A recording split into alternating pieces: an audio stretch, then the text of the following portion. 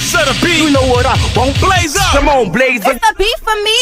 Wow, wow, wow, wow, wow, wow, wow, wow, wow, wow, wow, wow, wow, wow, wow, wow, for your guy, for your B-O-Y. Drop it for your guy, for your B-O-Y. Do it for your guy, for your B-O-Y. Come on, baby, we live. For your boy. For your boy. Also for your boy. Fix it for your boy. Drop it for your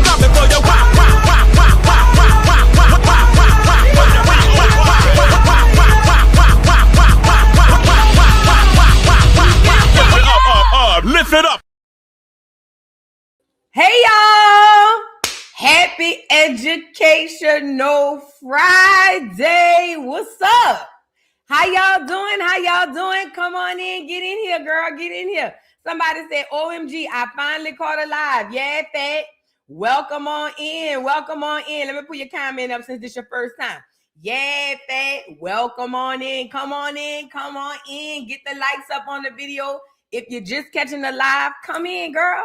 Come on in. Come one, come all. This is Educational Friday, but this really is the morning Joce. But shout out to all of y'all in the building. Thank you, beautiful. Shout out to everybody in the building, y'all. Listen, the last 2 days, I've been getting some good news. Good news just been coming, But I want to say, before we get started, to have you guys like the video, subscribe to the channel. Okay. And then secondly, I want to say that to you guys, I want to wait till more people get on. So let's start with I want to wait till more people get on before I say that, because I want to make this point. Okay, so anyways, welcome to the Morning Joce. Shout out to y'all. If you are new to the channel, subscribe. If you haven't already, like the video, subscribe, and as well turn on the notification bell. I've been getting some really good news here the last couple of days. I think I might be getting some really, really better news. Y'all, as y'all know, next Thursday night, I'm catching a red eye to the UK. I will be in London until Monday. And then I'll be back Monday night. So I probably won't be able to do the Joce on Monday. But I will be back. I want to say in time to put out Baddies, if you're on the other channel. Okay. So yeah, but other than that, Educational Friday is on today. We will be doing Educational Friday today. So make sure y'all pull up, pull over, and pop out. For those of you who don't know what Educational Friday is, all it is us unlearning stuff that we learned in school. We going to get the truth, honey. So you know how they had us thinking one way, we go get the real tea and we go figure out the real way. And then we, unlearn the lies. And it's really not, people think of it. And you know what? At first I was like, Educational Friday sounds boring. But then I thought about it. No, I want it to sound boring because I want people to come that's serious about learning. You see what I'm saying? So I don't want it to be a gimmick like, oh, y'all come over. Even though I love doing Educational Friday from a perspective of, y'all ever seen the show Drunk History? There was this show used to come on TV called Drunk History. And it basically it's some Clears people, but they would sit around and drink and they would just tell history stories, but they would tell it like me and you talking. So you know how like I'd be like, girl, did y'all know Rosa got on that bus, girl? And then blah, it would be like that. So that's the avenue I try to come from with Educational Fridays and make it more down to earth and understandable, because don't nobody want to sit down and listen to no lectures. But please, if you have chance, it's normally 5 o'clock, between 5 and 5:30 on Fridays, Educational Friday. We do it on this channel. And basically it's just for us to learn unlearn some of the things that we learned that we were lied to about. So y'all pull up today for Educational Friday. I ain't did a song in a long time, but I'm gonna do it. So first of all, morning announcements, you guys, if you have not already, please make sure y'all find a time to take 5 or 10 minutes away from your phones and your devices. Take your watches off your earbuds, your phones, put it away. And if you can, I know in Georgia, the weather is really, really good. I was able to go to the retreat today. So if you can, put your feet in some soil. It literally is to plug you back in to the earth. This is where you're going to find all of the answers that you need, okay? So please go within, try to meditate, ground if you can, and especially Black America, do your genealogy. I'm going to say it every day until I don't have breath in my body. Please Do your genealogy, Black America. The only way to know who you truly are is through your genealogy. If you want reparations, you are going to have paperwork to prove who you are and who needs to be reparated. So you're still going to have genealogy. So please, please, please start your genealogy. It doesn't have to be you. Find somebody in your family who can figure out who you guys were before you were renamed over and over and over again by this system. I say it all the time. The very first step to freedom is identity. The very first key to freedom is identity. Rosa Parks said, I would have saved so many much more if they even knew they were slaves. That literally applies to 2026. Most of y'all don't even know y'all slaves. That's why I got to come on here every day and say, hey, do your genealogy. Hey, meditate and ground. Hey, go within, because you don't even realize that you're already under the slavery system. So please, if you can, especially to everybody, I don't care who you are, go within. Please, please, please go within. But ultimately to Black America in particular, because it is imperative that you know who you are more than anybody. Black America, please, if you don't do nothing else, if it's 60 seconds or 30 seconds, take 20, 30 seconds out your day, a day, without your devices, to just plug your feet into the soil and just be. Just think. If a negative thought pop in your head, tell your head to dispel it and then replace it with a positive thought. Just be. You'll be surprised how your life and your reality shifts just around that. So please, please, please, y'all, meditate and ground. And Black America, please do your genealogy. Now, I haven't done a song in a while, and I think I've done this song before, but I tell y'all, the awakening, when they say, the revolution will not be televised, that's because it's happening in here. And through the music, we get a lot of instructions and a lot of confirmation through the music, okay? And one of the musical songs that actually, I'm gonna give y'all what happened today. So I went to the tree. I hadn't gone to the tree in a while. And for y'all who don't know what going to the tree is, so prior to it getting really cold, I like to go where trees are, typically older trees, but a tree period nonetheless. And I take off my shoes and I plant my feet into the roots of the tree. And I typically hug the tree. I might kiss the tree. I might cry to the tree. I might pray under the tree. It just doesn't, it depends. I will talk to the tree. Yes, I do that. At any rate, I went to the tree today and I asked for help. Not going to tell you for what, but I asked for help. And as soon as I walked around the corner to my house, I got more help than I needed. But when I got back and I did my meditating, and I didn't really get to meditate much, more or less thought in prayer. I will say in the midst of my prayer, I got a vision, because that's what it was. And it was ancestors. It wasn't any that I recognized, but it was ancestors that cradled around me singing this song. And this is a song that I had to come to y'all because it came to me in my prayer. But the song is Amazing Grace. And it basically is the confirmation for your awakening. I know we all know the song Amazing Grace. We all came up out the church. Every Black person, if you didn't go to church, you know about the church, okay? And we all know that song Amazing Grace. But if you really think about the lyrics, it's more of a confirmation that you're at your awakening, or maybe you've even gotten to it. So I just thought of the first verse. Amazing grace, how sweet the sound that saved a wretch like me. I once was lost, but now I'm found, was blind, but now I see. And the ancestors cradled me in my prayer today and broke me down. But with that being said, I wanted to bring that word to y'all, or at least bring the song to y'all, because I don't know, maybe somebody needs to hear it. But I'm telling y'all, man, it literally changes everything. It changes when you get to meditating and going within, man, and grounding and praying and whatever or whoever you believe in. It changes everything. It changes every single thing. Tisha said the song from the slave owner. Now, you see, I don't know for sure, Tisha, if it really is from the slave owner, because you got to be mindful. A lot of stuff we were taught in history was false. And let's be clear. The Negroes, we wrote most, if not all, of the music, because they were not musical people. They had to learn over time how to play instruments, how to sing, how to write music. They had to study us.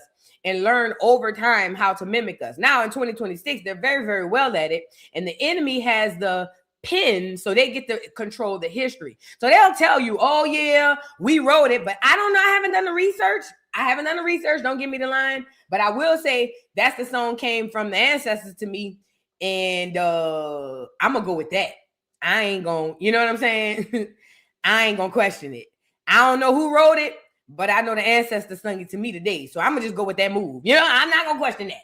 But I'll look into it though. That's one thing to look into, Tisha. Thank you so much for bringing that up. But anyways, y'all meditate, ground, and do all of that stuff if you can. But we got a show today, y'all.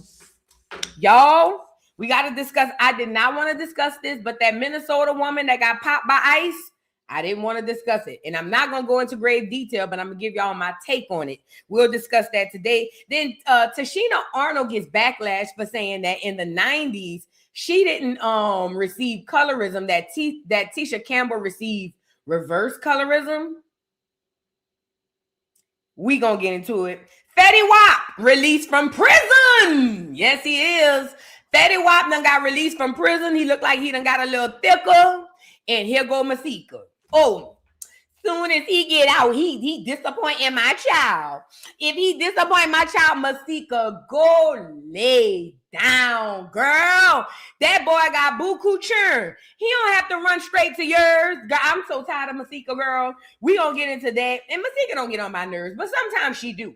Then Trump with these war on drugs, talking about going through all these people and what Trump say he trying to go, stop the cartels and all that. I'm going to tell y'all what that's really about because it's about a lot. And then finally, Boosie sentencing. So a lot of y'all don't know, Boosie is still fighting a case. I know he be out there fishing and acting like it's all cool and saying don't say F the streets. But Boosie is currently fighting the case. And this is the worst part. It dawned on me this morning when I realized Boosie go for sentencing today. I said, well, damn, Boosie. You got an open case where you got these people, your livelihood is in these people's hands. And then somebody started F the Streets campaign. And even if Boosie didn't believe in the F the Streets campaign, you would think he would say, you know what? I'm up for sentencing. I don't want to look like I'm not rehabilitated. Let me be on the right side. Not Boosie.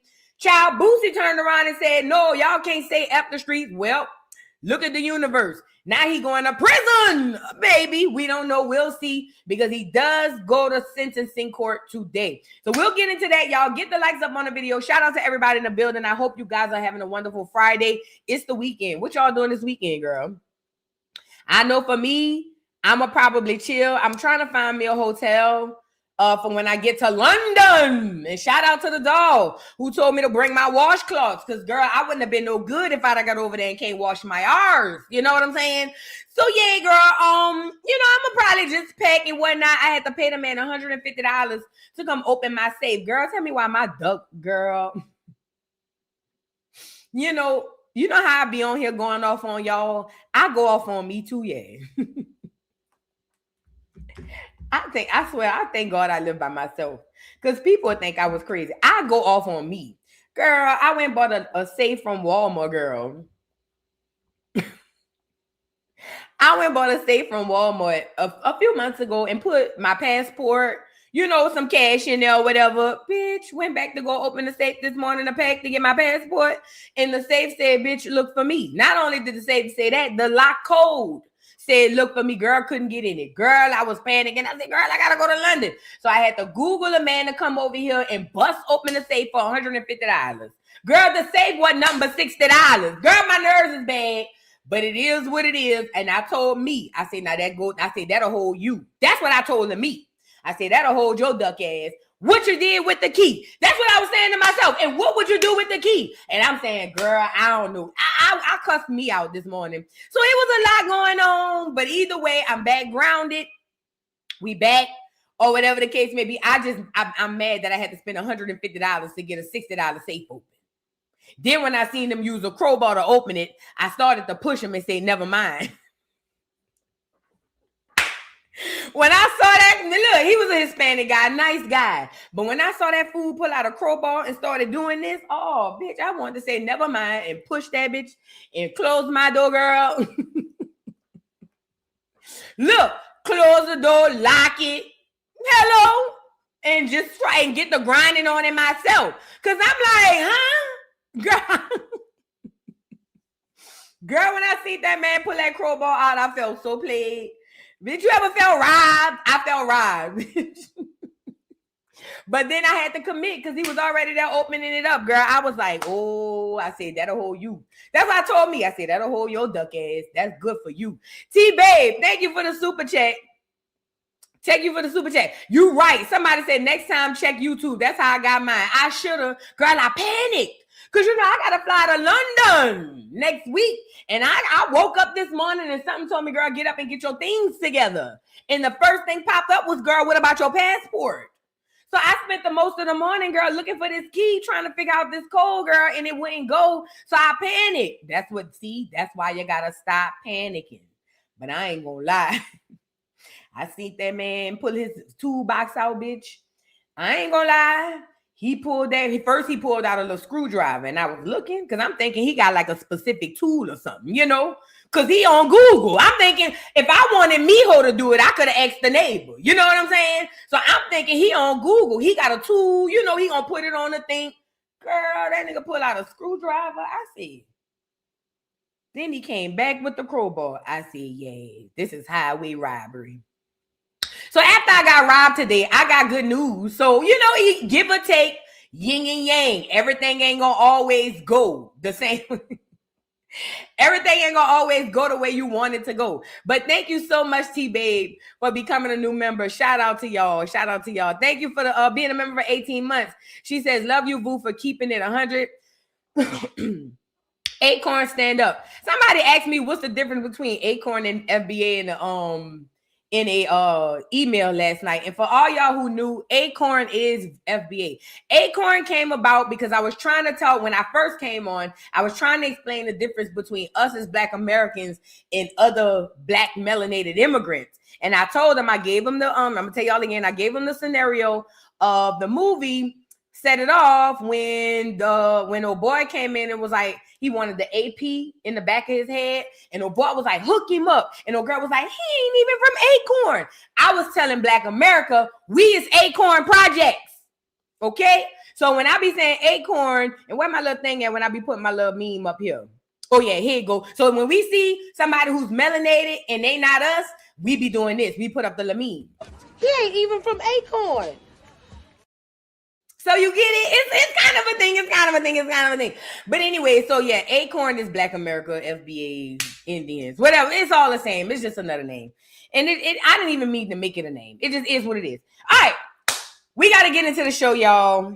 I hope y'all are having... Oh, no. I want to read a couple of more super chats before we move on, because I don't want to have so many to read at the end.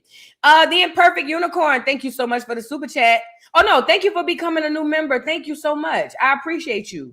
Aquarius Moon, thank you for being a member for 5 months. Says, we love us some Educational Fridays, child. Yeah, girl. I be trying to pop it off. I don't know what we going to do today. I'll see when I get off.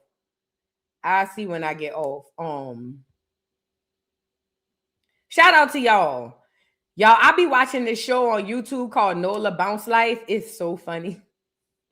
I love Saint Bernard. I love. Girl, it's a low budget. I'm gonna give y'all the tea. It's a low budget reality show, but it's from New Orleans and it's called Nola Bounce Life. 10 Wall Buck, and they got P-Town Mo. It's if you from the city, you'll enjoy it. Even if you're not. But it's a low budget reality show and it be funny. I love me some Saint Bernard K, and I love Love. Oh, and I love the girl K Osama too. I like her too.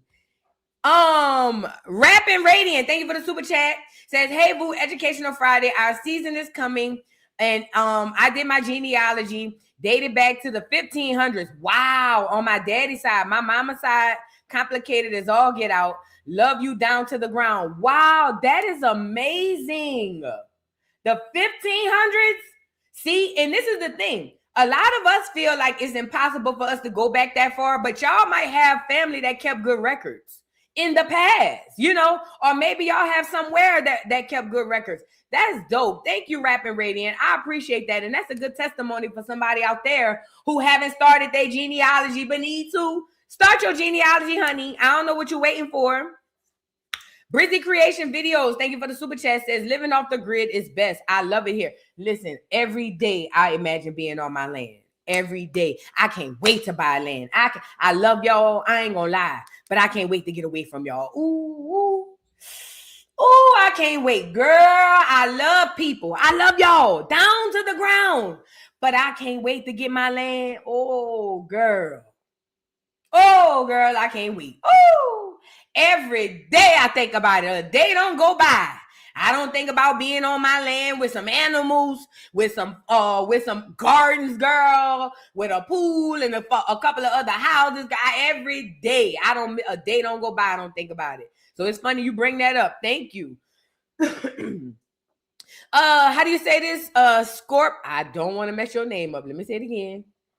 Scorpitarius. I hope I said it right. Thank you for the super chat. Says 444 people watching when I hop in just in time, right? 444. You hear me? Remind me to do my genealogy. Yes. Let me stop playing and get it done. You transform how I perceive my lineage and how I move in the world. So thank you. Oh, man.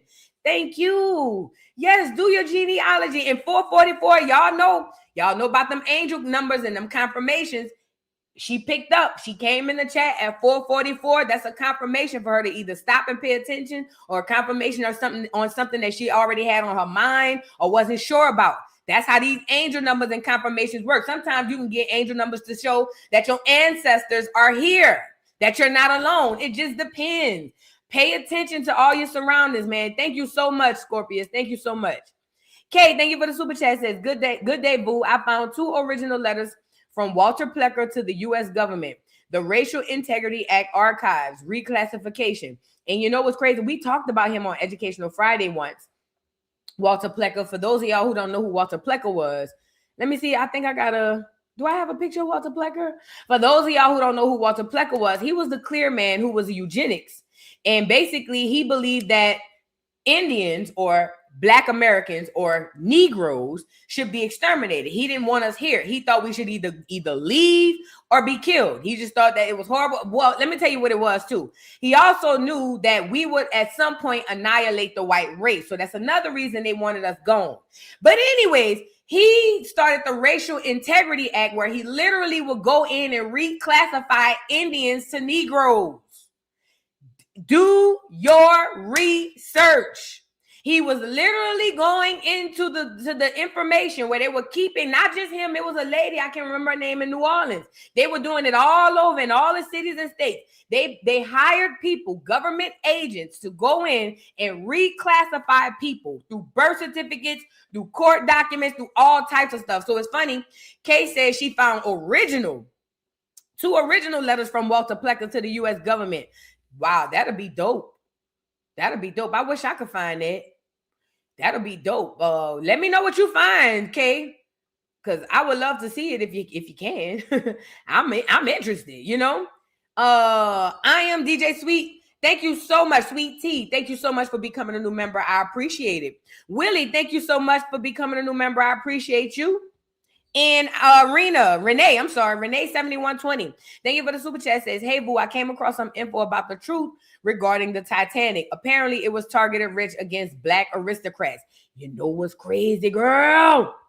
You know what's crazy? A while ago, I want to say a couple of years ago, I had saw a video on the real truth about the Titanic. But you know, the enemy is very clever. So a lot of y'all who may not know what we're talking about.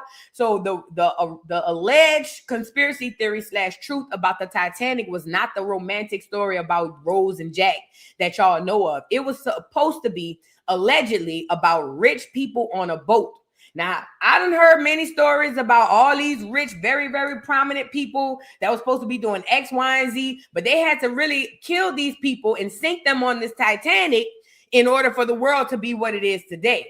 Now, what the person or what the YouTube video didn't mention was that those people were Black. And it's so funny you bring that up, Renee, because it makes all the sense in the world. The only reason we believe white people have this, no shade to the clear. Shout out to y'all. No shade. But I got to say this part to my people. This is a Negro meeting, so we going to talk. Okay? Now, it would make all the sense in the world if you knew what the world looked like in those times. White people has made us believe that they have this long, extensive history in the world, and it's not true. All they've done is just whitewash themselves onto every single thing. I can show you a proof. Here is the, do I have the original photo on here? Hold on, I'm gonna show y'all proof. If I hope I have this original photo on here. Please yeah, here you go. Here is the original photo from Giovanni Battista, right? He came and he was spying on America. He was a Spanish or whatever explorer. And what he would do is he would come. No, I'm sorry. That's not the original. That's the whitewash one. This is the original. So this is what happened. A Spanish explorer, Giovanni Battista, used to come and explore America. He would also bring an artist because he would write, and he would also talk about what he saw. In one expert of what he saw, this depiction, this is the original depiction. I want to have this made actually, but this is the original depiction of what he described seeing when they were spying, when they came to what we know as America. Okay, this was the original thing. Now, when you go back to the books, because remember, I told y'all about digital media. I told you about digital media. In digital media, they already edited in real time. Well, they do the same thing and have always done the same thing with books. They went back to the book and re-imaged this and re-edited this video to look like this. Put the same book out, but change the picture. Listen, because I need y'all to understand how they whitewash us, and this is what paper genocide look like. So the original book had this copy of the photo in, but they went back and re-edited the book and changed that image. Y'all got to go look at this one. They re-changed this image to this. Now, y'all might think it's not that big of a deal. Oh, well, they lightened up the skin. No, that completely takes you out of your history. That completely means you were never there, and it inserts this mythical character in your place. I hope this is making sense. I hope this is making sense. A lot of y'all don't know this. So y'all just, a lot of things that you hear now, you don't know why you're confused about them. I'm saying all that to say this. Black America has tricked us into believing that clears have this long, extensive, thousands of years history in America, and it's not true. I'm going to be honest. I say 600 years tops in the way we count. And I know some people with experts, and I studied this and I studied that. All right, cool. That whole timeline off. Everything they told y'all about time and the timeline is completely off. But that's part of the witchcraft. Okay? So this is why you see the $5 footlong and you think they the real Native American from little bitty pictures and depictions like the one I just showed you. So please, Black America, the only way to find out who you are is do your genealogy, because you're going to be able to go and find through government documentation who the hell you are and who you came from. Black America, please do your genealogy, okay? But yeah, it's funny that you brought that up with the whitewashing, because they stay doing that. That's all they do. That's all they do. Yeah, thank you, Renee. I appreciate you. But no, I'm saying that to say it would make sense that all of the people on the Titanic were Black, because most of the people during that time were, guess what, ladies and gentlemen, boys and girls? Black. Christopher Columbus, Black. Beethoven, Black. All them kings and queens that y'all hear about and read about, Black. This is where Acorn comes in. Just because they Black don't mean they us. How the old folks used to say, all skin folk ain't what? Put it in the chat. And that's another way we got tricked. We saw the skin and assumed, oh yeah, that's fam. The old folks used to say it a long time ago. All skin folk ain't kin folk. Okay? So with that being said, keep that in mind. The illusion is that this white boy is the big bad wolf, and he is a wolf, but he ain't the biggest, nor is he the baddest. Don't ever forget that, okay? He is a wolf, but he ain't the biggest, nor nowhere near the baddest. He worked for somebody too. Don't get me started. Don't get me started. It would make sense that all them aristocrats on that boat was Black. Why? Because they need to replace them with who? White people. Because we got to get all these people across this world to believe that we were the original, that we are the rulers, that what we say go. So it would make sense that all them black aristocrats, all them aristocrats on that Titanic, when they got killed, it will make every sense in the world for them to kill them off and step right in their place and replace them as the people. It really be that simple. I swear it's really that simple. People think it's not, but it's genuinely that simple. I swear. All right. No, it's next week. I'm not going live, y'all, because I gotta fly to London next week, to the UK. I'm sorry. I gotta fly to the UK next week, but I'm live today. We do have Educational Friday popping, so make sure that go off or whatever. All right, make sure y'all pull up for that. All right, let's get into some honorable mentions, y'all. Y'all already know what it is. Shout out to, did y'all see this lady? So apparently this lady got fired from her job or sent home because of her hair. Let me show y'all something. Did y'all see this? So this lady got fired from her job or she got let go or sent home or something because of her hair. Let's get into it. I have to stay off of work for another week or so until I take this hair out because they've been sending me home. Why? They said I cannot go to work with my hair like this. You can't blame them. Well, you can get it redone. You just won $1,000. I seen you post a ticket on Facebook. Exactly right. So I can go and get my hair done how I want to get it done. But anyway, I just feel like I got a lawsuit. What you think? They cannot tell me how to wear my hair. My hair ain't got nothing to do with my brains. My hair ain't got nothing to do with my hands. It ain't got nothing to do with me helping these patients. They might say it's too ghetto, though. You know, like it's not. Ghetto is not. Yep. Ghetto is not within the hairstyle. Ghetto is in a mind with your mind. Ghetto it ain't got nothing to do with what's up under my hair. Ghetto from the outside too. So I'm thinking about Ghetto. You cannot. Where does it say that no hairstyle with these colors? You have something with colors say. It ain't got. That's not in the handbook. But you know what, though? Now them CNAs come in there, they wear their hair all kind of ways, but they don't get sent home. I guess by me with being an RN, I have an important role. They want me to look at Yes. You got to. Well, I'm talking about the Yes. one. Know what I'm talking about? Right. Mama wants to know where the money. Lord have mercy. I mean, I got to stay off of work.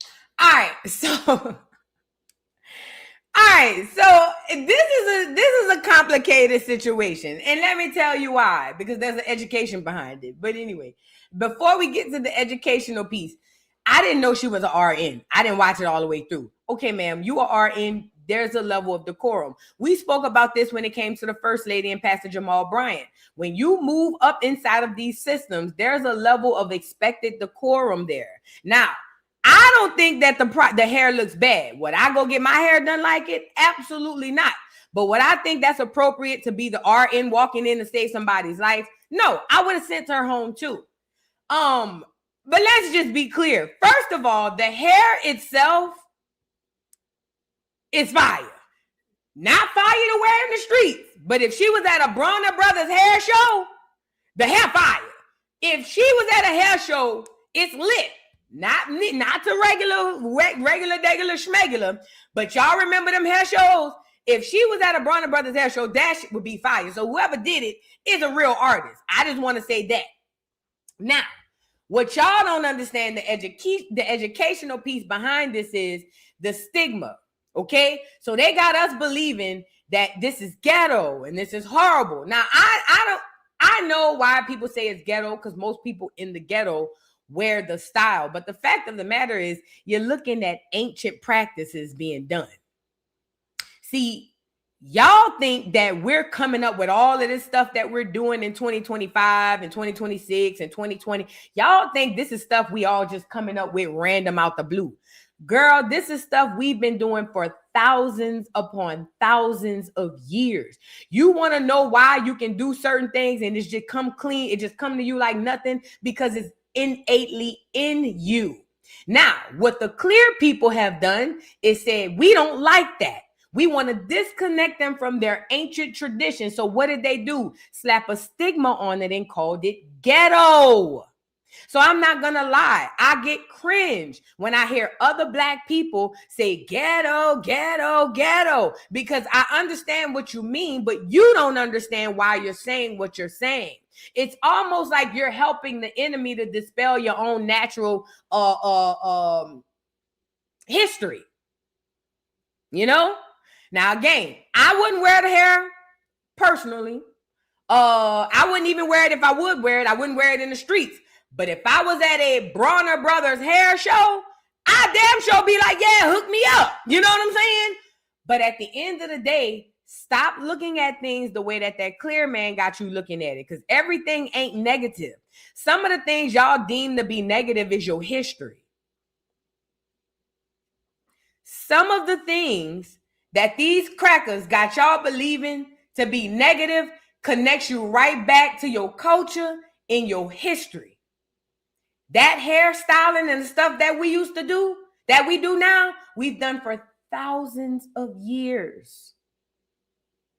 But you're right, Sophia. It's a time and place. Now, she should have got sent home because you're an RN girl. I would have sent you home if you was a CNA. I'm not even going to lie. Because at a hospital, you can't do that. But what I'm telling y'all is try to think of it another way. Everything ain't always bad. I'll tell you this. The things that they got y'all thinking is good is really bad. And the things that they got y'all thinking is bad is really good. See, they got y'all loving on Martin Luther King. And he literally raped us of our inheritance.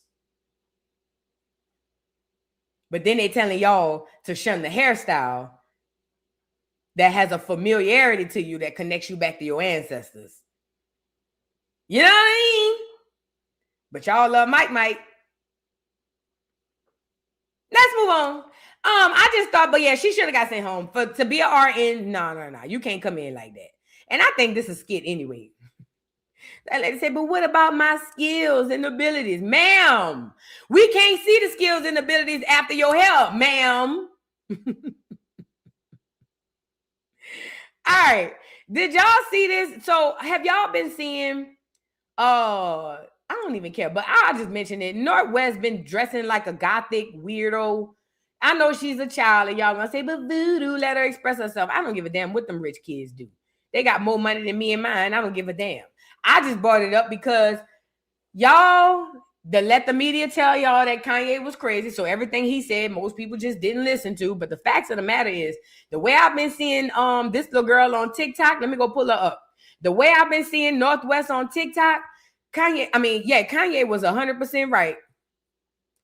This little girl, I don't know what she into. I don't know. And this the worst part. The half the stuff she be doing, Black Americans ain't even on that shit. But I be seeing y'all in the comments sucking D. You know what I'm saying? I be seeing y'all in the comments sucking D because she a celebrity. I see it and it's so bad. It's hard to watch. It's so hard to watch, y'all. It's so hard to watch Black Americans be like, oh my God, I think it's dope. No, bitch. No, you don't. You being a follower. No, you don't. You don't dress like that. Your children don't dress like that. You don't even know nobody who act like this. Y'all just like to be in so close proximity to celebrities. I told y'all done gone to worship in their churn. I done told y'all want so much. Most people want so much close proximities to celebrities. Y'all done gone to worship in their kids. So anyway, this little girl been on the internet. Now, I ain't gonna lie, she haven't, for the most part, I've seen, been nude or anything or looking too grown. But it's a lot going on. But again, I ain't her mom, and I don't give a damn.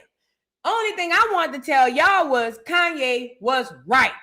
Kanye came on here and told y'all. Now the media got y'all believing that Kanye is crazy, and because y'all think that Kanye is crazy, y'all didn't want to hear nothing that he said. But the fact of the matter is, he was 100% right. Her being on TikTok exposes her to an energy and a demon that is going to overtake her. And just like that, it did. As we can see, the looks are getting crazier and crazier. But y'all gonna say it's cool. Let your children walk around like that. All y'all in the comments talking about it's cool. Most of y'all don't want your children walking around like that. But I just want to throw back to Kanye when he was on here pleading to us, telling us what they was doing. Now, I'm not feeling bad for Kanye because Kanye, you made your bed. Now you got to lay in it. You chose these clears. You handpicked these clears to go with. You thought it was the move. I was there, nigga. I gotta call you down to the red carpet. You was trying to get into fashion. You was trying to get up under them clear men and lick they balls. Yes, you was. The niggas wasn't enough for you. You what? The polo sweaters and the backpack with the niggas going being a high school, college dropout wasn't enough for you. That wasn't enough. You had to be under the clears of the clears. So you went and sought out Kim.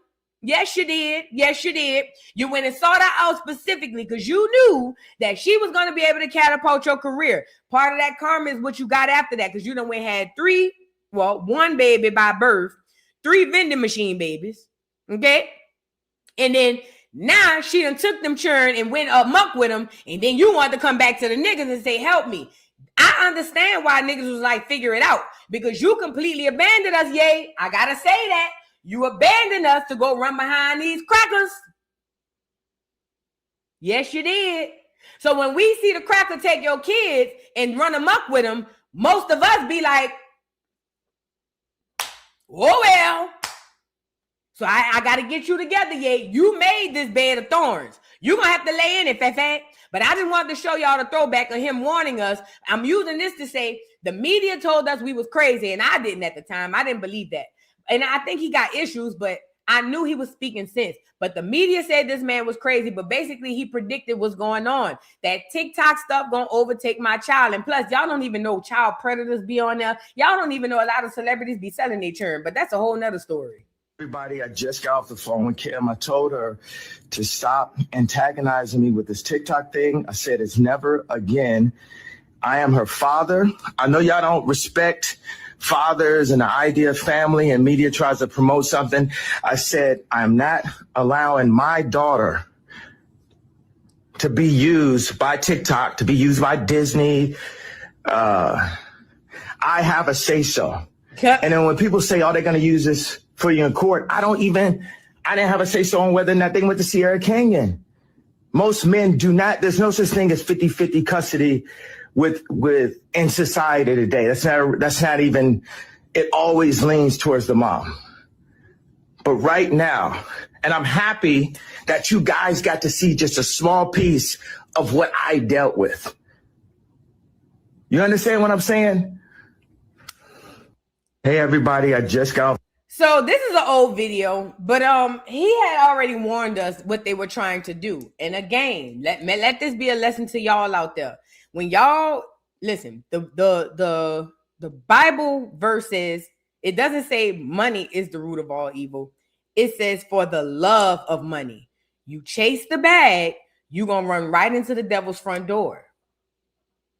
Kanye chased the bag. You reap what you sow, and if you reap what you sow, then why are you mad at the crops you're reaping? You sowed the seeds. Now it's messed up, but we out of it. Black America ain't got nothing to do with that. That's between you and them devils you decided to get in the bed with. You know? Somebody said he used the black community. I could see that. I could definitely see it. But it is what it is. I just wanted to show y'all that he wasn't crazy. He was absolutely right about that. That was another video where he was going crazy and what's that girl name? What's that lady name? The mama, not Kim, the mama. She was over there saying, Kanye, oh Kanye, it's gonna be okay. Oh Kanye, I love you. And all the people, she really loves him. Man, them people drugged the hell out of Kanye. Them people dragged him. Them people sucked the blood. You ever seen the movie Get Out? Chris, that's her name, Chris. Chris, oh Kanye, you have to understand. Everything I did was for you, Kanye. Kanye, please don't do this to me. And look at the niggas. Oh, see, I knew I couldn't deal with that. Bless Kim, bless Chris hard. Just bless it. Y'all love a clear tear, don't you? Love a clear tear. All a white woman got to do is cry, and you niggas go putty in their hands. Oh, Kanye, I love, bitch, I seen through all of them tears.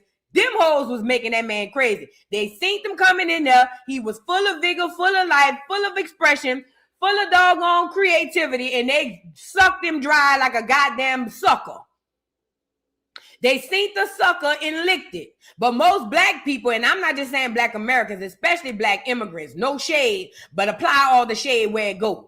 But especially black immigrants, y'all just love a clear tear. Ooh, not all y'all, but it's a large number of y'all that love a clear tear. Because this the Ye I remember, and as soon as he got with them damn Kardashians, we ain't see high low of this Ye. Y'all remember this one?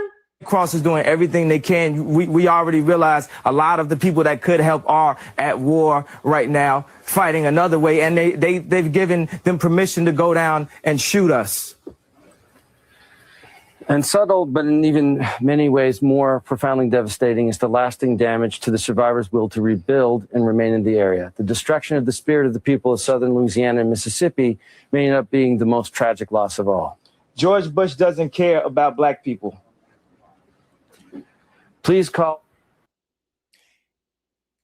That's the Ye that was Ye before he went in there. Now, ain't nobody push Ye in there. Ye walked through the doors. Ye opened them bitches up, double doors and all, and walked through. So we ain't mad at it. I'm just telling y'all believe anything these clears tell y'all. That Ye never came back out them people's house. I'm going to say it again. That Ye walked in, but that Ye never came back out. Because I want to say it wasn't too long after that, he started messing with Kim. You know? But everybody, and to hell with Kanye, I just know that people was like, oh my God, Chris really loved him, man. That shit gave me so much get out tease. It gave me so much get out tease. And speaking of get out, guess who ain't getting out? Dirk. Dirk done went down to the prison, and he went and bought his mom down there thinking that all his friends was going to be there. Come on now. They've been teaching us this since the 90s and the crack era, baby. When you go to jail, niggas ain't going to do it no time with you. Ain't nobody going to do your time with you but you. I don't know why you niggas get caught up into, oh, my day one's going to do this. No, they not. No, they're not. No, they not. Girl, them niggas can't wait for you to go to jail so they can try to get your spot. So now Dirk done went to jail and ain't nobody there but his mom. As she should. It says little Dirk's mother calls out his friends for not showing up for him as a video of India leaving the courtroom goes viral. Ma'am, you shitted him out, not the rest of his friends. They was there using them. Look at India. That's his old lady or something? Who is India? Is this India Love? What the little girl name is? I was glad to see my son at court. The courtroom is getting smaller and smaller, but that's okay. He has all his brothers and his sisters to support him. In a game, Boosie was over here hollering, don't say F the streets. Everybody and their mom tells you when you get into the streets that whenever you get caught, you by yourself. Also, the street rules, and I ain't even in the streets, but I know enough about the streets to know what the streets rules are, okay? All them niggas that hang around you, and let this be a lesson, not just to him, to you in the chat. Most of the people that are around you for a reason. Let me say that again. Most of the people that are around you right now are around you to get something from you. You may not understand it, but it's the truth. And the fact of the matter is, when you are stripped naked and bare with nothing, you're going to look up and you'll be lucky to find one person there with you. Because see, the mama up there hollering, me and the sons there in the courtroom getting smaller and smaller. But let me make y'all laugh. The courtroom going to get smaller than that because after a while, the brother's not going to show up. After a while, the sister not going to show up. And after a while, mama not going to show up.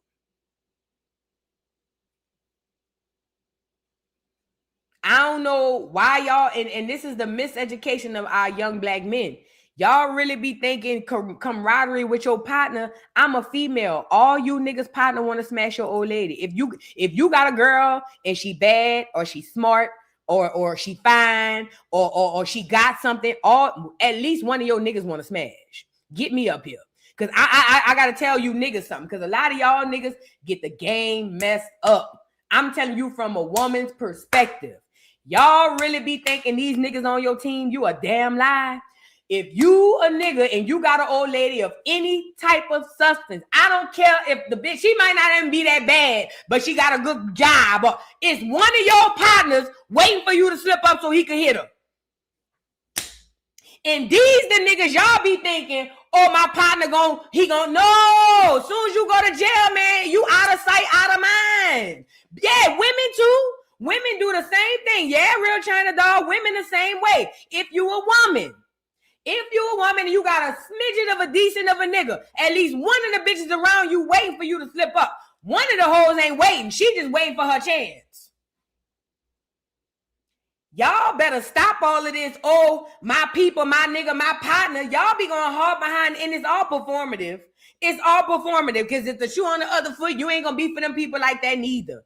Stop the cap, Dirk. It's about to get smaller. At some point, the brothers and sisters not gonna show up, and at some point, the mama not gonna show up, and it's just gonna be you. That's the nature of the game. That's the streets. Welcome to the party. You're late. So I don't know what that meant. He ain't the first and he ain't gonna be the last, mama. No shade. That man ain't the first and he is not gonna be the last. Now let's get into this Masika and Fetty Wap crap. No. Clarissa got a message for y'all. So me and a couple other content creators was on here saying that y'all mad at Clarissa, but y'all mad because Clarissa looks like y'all under y'all wigs and under y'all makeup. I know I said it. I seen a bunch of other black men saying it on TikTok and Instagram or whatever. And it's the truth. But Clarissa had a word to tell us, and let's get into what she had to say. Me, and I love y'all for that. But to say that all these girls look like me when they don't have on makeup is a motherfucking lie.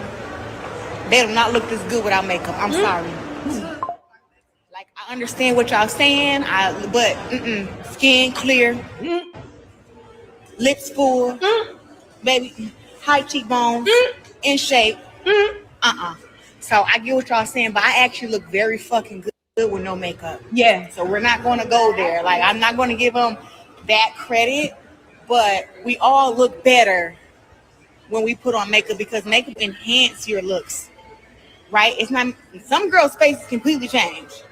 Mine, I just look, it enhances. like it's like you don't see my scars or the black under my eye from me not sleeping all the time. Like, that's what makeup is. But no, it's only one Clarissa Shields, only one quote, and I'm fine as just being clear. Clear. See that? No enhancements, period. Offending me. Come on, Kodak. Come on, Kodak Smile. Go ahead on, Colgate girl. Let me say this. She's right. And a lot of people might feel like, oh, who she thinks she is. She's right. A lot of you hoes' skin is all jacked up from all that makeup. Yeah, let's talk about it. A lot of y'all hair all jacked up, edges all jacked up because all of the weave. I know because I'm growing my hair back now. Come on now. And I'm with her. All that contouring and all that stuff. A lot of the girls, when they take that stuff off after 5-10 years, gonna look 30 years older. Hello? I never was in the contour. I never was into putting 50 pounds of makeup on. Girl, I put me a little, what you call it? I don't even use concealer. I put a little foundation up under here. You feel me? A little concealer under that eyebrow, and I keep going, girl. So, in a way, even though it may be arrogant, she's right. A lot of us don't realize, black women, and this is a lesson for us. A lot of the stuff that we use to be beautiful is harming our natural beauty. Me included. I'm not talking to you. I'm talking to us. A lot of the things that we use to be beautiful is harming our natural beauty. Like, for instance, I bought a lace front wig, but I don't want to glue it on because I don't want to glue that by my edges. You see what I'm saying? Like, you got to be careful with that. And it is messing up our aging process. But she's right. She's absolutely right. A lot of girls don't look that good under that. A lot of girls. Amen. I'm going on my natural. I'm on my natural journey. I just put these wigs on to come on here, girl. and go outside. This my going to the grocery store wig, my Joce wig. I got a couple of wigs, you know what I'm saying? But I'm trying to get my hair together. I'm ready to put girl, when I get my hair done, when I get my hair where I want it to be, it's gonna be a wrap. It's gonna be a wrap. Anyways, but no, yeah, a lot of the stuff that we using is messing up our natural beauty. That's why, like for me, I stopped putting all that stuff in my hair. I just wash my hair and grease it. And I'm about to go get me some Pink Girl moisturizer. Other than that, I ain't about to put all them products and all that stuff. It's eating up our hair, all the makeup and all that stuff, eating up our skin and all that. She's right. Now I want to get into Masika. Oh, no. One more thing. I got to say this part, y'all. And I've been thinking this, and I might have said it online, but 50 is a fed, allegedly. 50 is definitely allegedly a fed. Like from the beginning of his career, his job was to come in here as a federal agent and tear niggas down. His cover-up job is to rap, but 50 is a fed. Now, I like 50. No shade. And this is all a conspiracy theory. Okay? But he a fed, y'all. He a op. He a fed. He not who you think he is. He not. He not. And I like 50. And I'm here for the trolling. And I'm here, but he not. Listen, Linda. Hear me out. Hear me out. Hear me out. He a cop, y'all. He a cop. He a cop. That's why so many other celebrities don't be scared to really go back and forth with him. Because I was thinking even about the situation with the Supreme Griff, what his name is, Supreme dude. I watched his doc on YouTube today. It's 50 a fed, man. 50 a fed. 50 a fed, man. He a fed. Allegedly. Conspiracy theory. Hey, man. I feel it. I feel it. He a fed, man. He a fed. And that's why most of the niggas in the industry run scared of him. Also, too, 50, his access, remember I told y'all people not scared of him per se. They scared of his access to information. Where y'all think he getting that from? How y'all think 50, and it ain't just, oh, he's so cool, people randomly giving him tea. It's a random thought, but I swear, bro, it's been something that's been over and over coming back in my head, and I'm confirmed. 50 a fed, man. 50 a fed, and it's gonna come out. Remember, I told y'all here first. Supreme McGriff, that's his name. Supreme McGriff. Now he a little sketchy character too. Some of his story a little sketchy, but yeah. He a fed, man. Hey man, just remember I told y'all he a fed. That nigga fed. That nigga fed. His whole career was manufactured. He was sent to the West Coast on purpose to go over there by what's that white boy? Eminem. Remember, the NWA boys worked directly with the CIA, girl. Hello. Ice Cube came out and told us out his own mouth they worked directly with the CIA. That's why he went out there by them niggas. So they could push him. Man, watch out. Watch out. That nigga fed. Let's move on. Let's get into Fetty Wap and Masika, child. That nigga fed, bro, I swear. So Fetty Wap gets released from prison. I didn't even know he was in. Child, don't get me to cutting up around here, girl. So Fetty Wap got a release from prison. Y'all know who Fetty Wap is? What song he had? I like to say what's up. Hello. Seen your pretty ass. Don't he sing that? Don't he be singing that? Put it in the chat. What's the song that boy sing? Fetty. He ain't been out in a while. Can I get high with my baby? I need to be like you, more baby. Whatever that boy be saying, y'all know what I'm talking about. Yeah. That's the part. The boy sang that part. So he came out of jail. He just got released from prison. What he did? He shoot somebody? What he did? He sell drugs? I don't know what he did. All I know is he had one eye and then he went to prison. That's all I know. Either way, look, so he got released. All the hoes was there waiting for him to come home. Now, this one thing I will give Dirk. Dirk, it's not good while you in. But when you come home, them hoes gonna be on you. Look how they on Fetty. Look.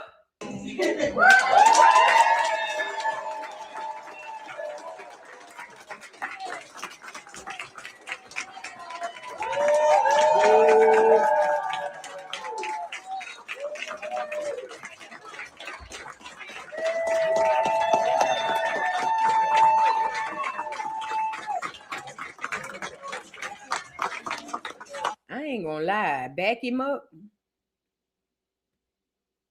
Fetty kind of jail fine. Hold on. Back him up. Slow the video down. I'm trying to see something.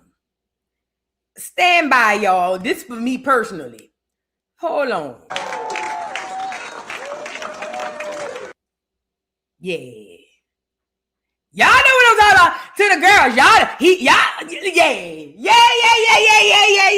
That nigga jail fine, girl. Oh, yeah. I see the walk. He been fine. I ain't never know that. I ain't never know that about that boy. He was. Go ahead on, you little one-eyed bastard, you. Go ahead on. So anyway, Fetty got out of prison, and I guess the hoes was there. So I'm saying that to Dirk. Hey, don't worry about it when it go down. It's got to come back up. If they let you back out, this how them hoes gonna receive you, like they received Fetty, or whatever the case. So look, Fetty came home. They say he went for drugs and fraud. Somebody said he was selling Fetty. I don't know what was going on.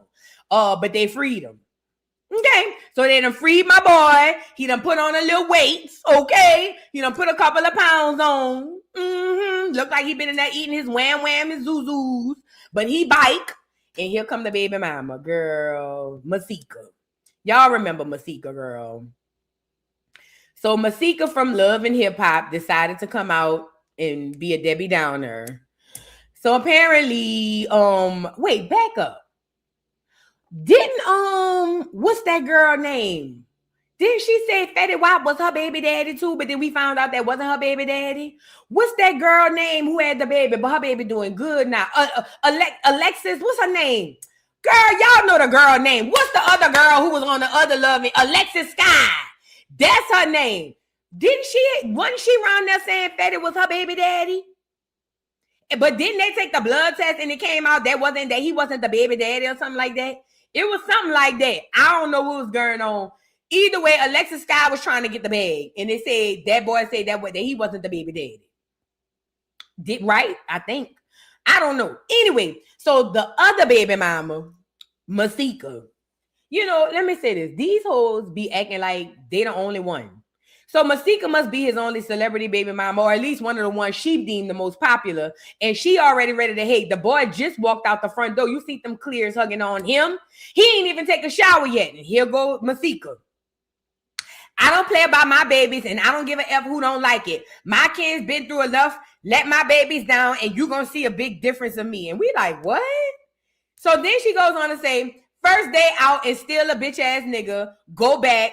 How you get out and be an immediate disappointment. I hate believing in a nigga that I know shouldn't believe in me. That I know I shouldn't believe in, and he proving me the F right. Prove me wrong for once. Damn, girl, just say you wanted that boy to come give you some of that jail dick. Because that's what this is about. Girl, why are you so mad? He just got out, literally.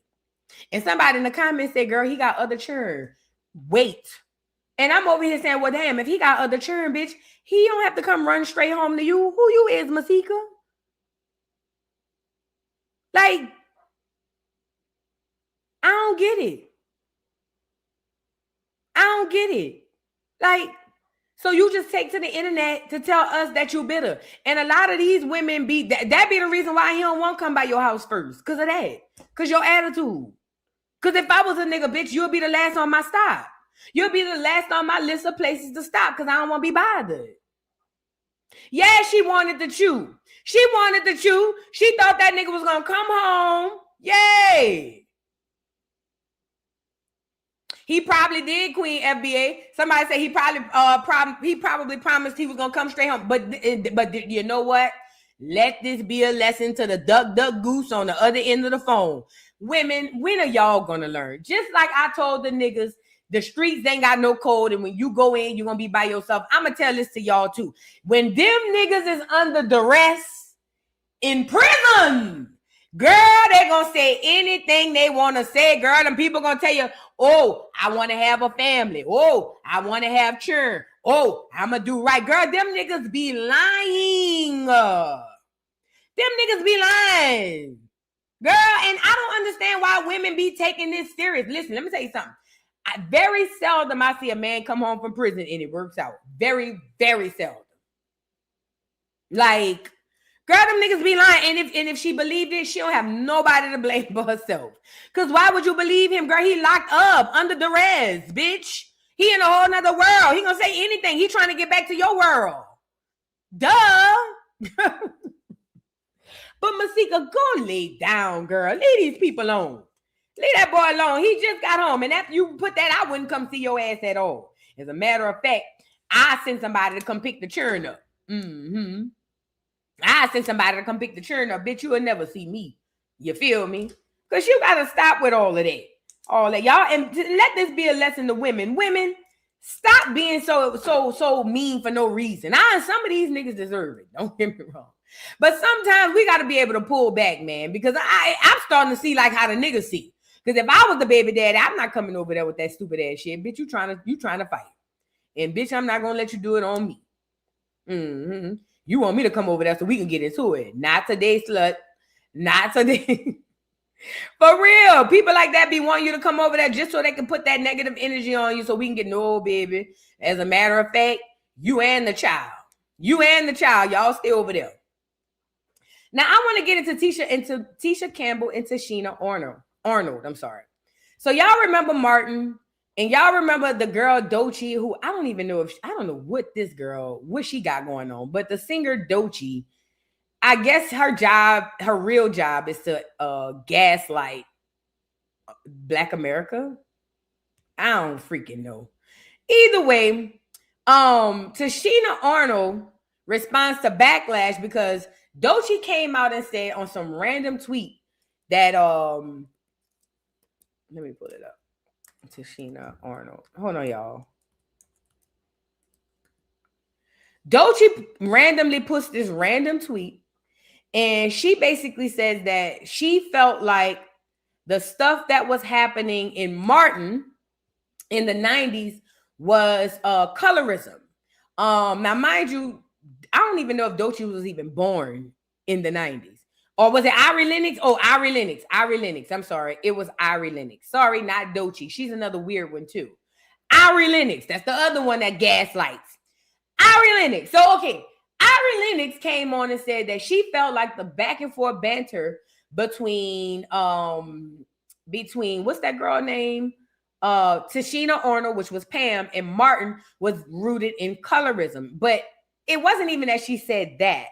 I think it was more or less she was like how it affects her and how it affected her, kind of like trying to make it like it's a thing now, right? And while as a dark-skinned girl from that time frame, I understood exactly what she was saying because it is a thing, I don't think that's what it was. I believe that Ari was trying to get people to just get on that emotional roller coaster of, victimhood. That's what I believe. So, anyways, she made that comment, and Tichina Arnold originally responded to the comment by basically saying that she don't believe that it was colorism between her and Martin because they would go back and forth, and they did. Sometimes she would drag Martin, but what she did do was too much. She put 20 on 10. Tichina Arnold flipped it and tried to say, oh no, if anything, it was reverse colorism on Tichina Arnold. On Tisha Campbell, which was Gina. So basically, Pam was trying to say, I'm just talking in a TV name because I'm tired of trying to figure out their real names. So Pam went on the episode to say, look, me and Martin went back and forth, but it was a mutual thing. The only person that I believe that got colorism was was Gina. She was saying Gina, because she was light-skinned, the people would boo her and hate her, and she was the one received colorism. And I'm like, what? Wait a minute. In a time in the 90s when light was right, remember, put a 3 in the chat if you ever seen the movie School Days. As a matter of fact, I got the clip right here when he be saying, you do not know a goddamn thing about Africa. Here you go. You talk more shit than a little bit. Back to Mother Africa. That's bullshit. Without question, we are all Black Americans. You do not know a goddamn thing about Africa. I am from Detroit, Motown. So you can watch Tootsie your monkey ass back to Africa if you want to.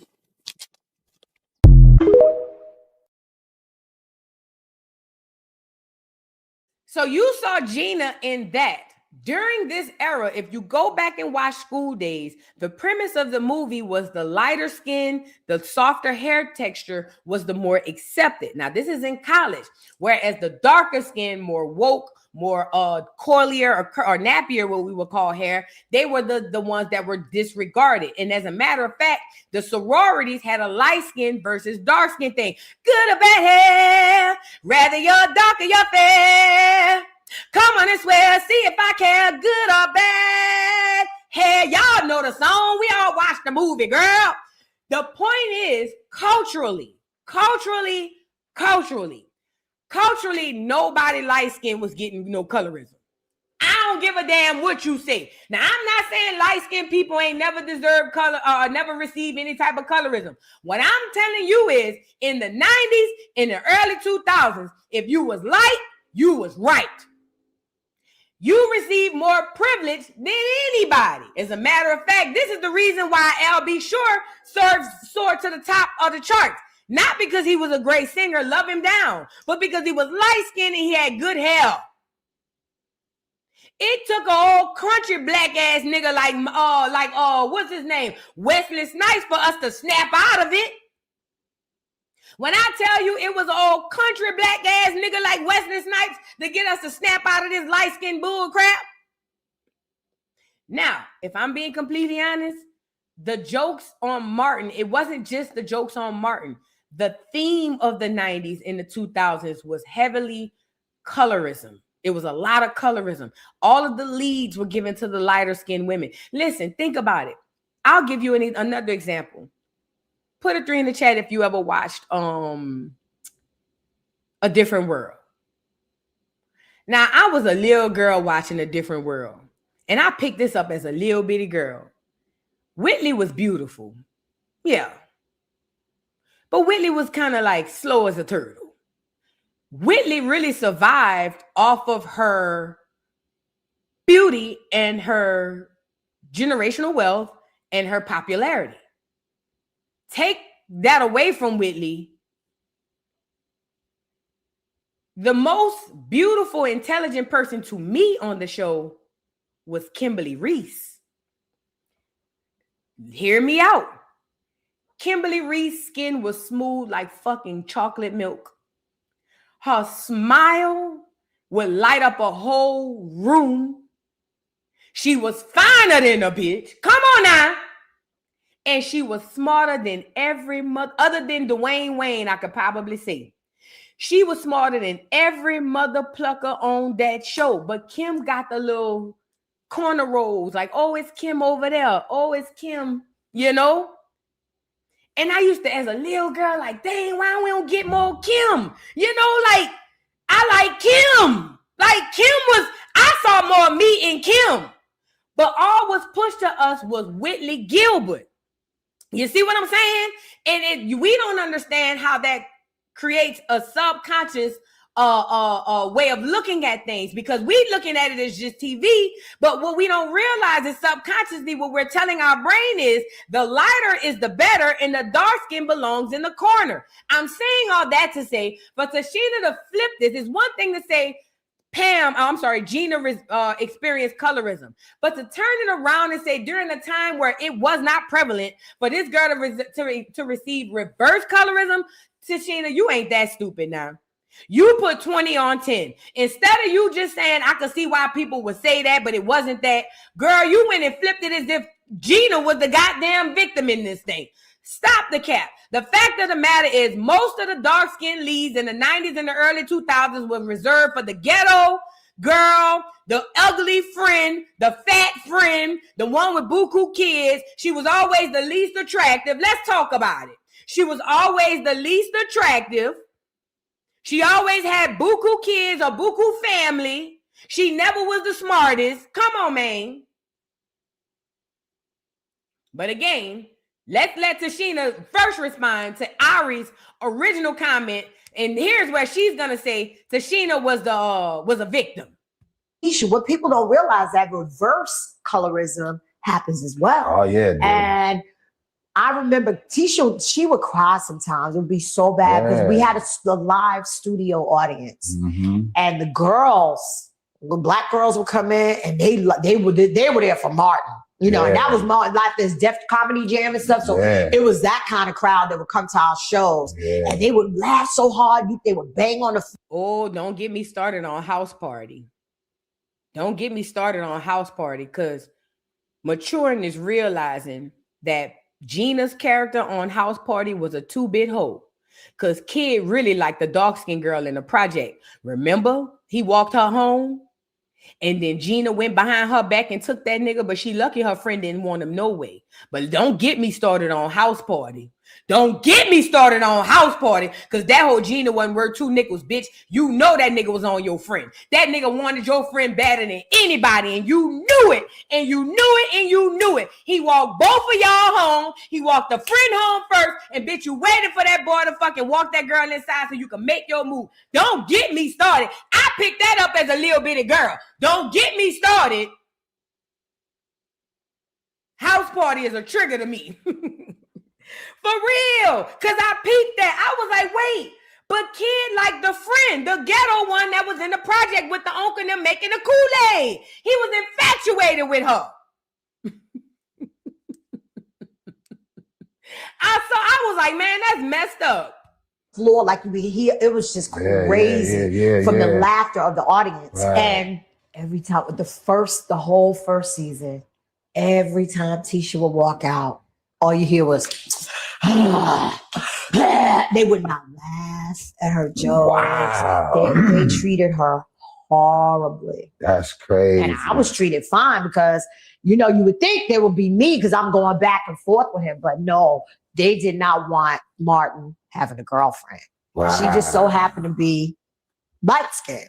Yeah. You know, the way we used to crap on Tisha about being light-skinned, oh my God. It was bad. So we have jokes, but my relationship with that show was never ever, those jokes were never written from malice. It was written from who's got the best joke. Who's got the best shit, right? Like even with Tisha, what people don't realize that reverse Hold on. happens as well. Oh yeah, dude. And I remember Tisha. So she's trying to say it was reverse of colorism. Let me tell you something. Martin was so popping back then. I don't give a damn who was Martin, old lady. She even said it when the girls would come in there, because they remember this is back when people used to tape their shows in front of a live studio audience. They don't do that no more. They don't do that no more. But at one point in time, back in my day, when you had a show, it was a stage and they had a real audience out there. So it was actual laughing and actual clapping. It wasn't no machines. Okay? But I don't care. I feel like it doesn't matter who it was. Whoever the girlfriend role was gonna be, the girls was gonna boo them because everybody and their mama wanted Martin. Martin was the star of the show. It's almost like wanting us to love at the time. Let's say somebody like Will Smith in his height. Yeah, we all was glad he got married to Jada, but bitch, don't lie. We was all feeling some type of way. You feel what I'm saying? So I'm saying all that to say for her to reverse it that far and be like, oh, well, I think it's really because of her having reverse colorism because she's light-skinned. And I'm like, girl, stop the cap. I'm not saying she didn't experience any. What I'm telling you is I don't think that that's what it is. Well, I guess she received some backlash from that. And she has something to say. Hold on. Let me pull her up. Hold on.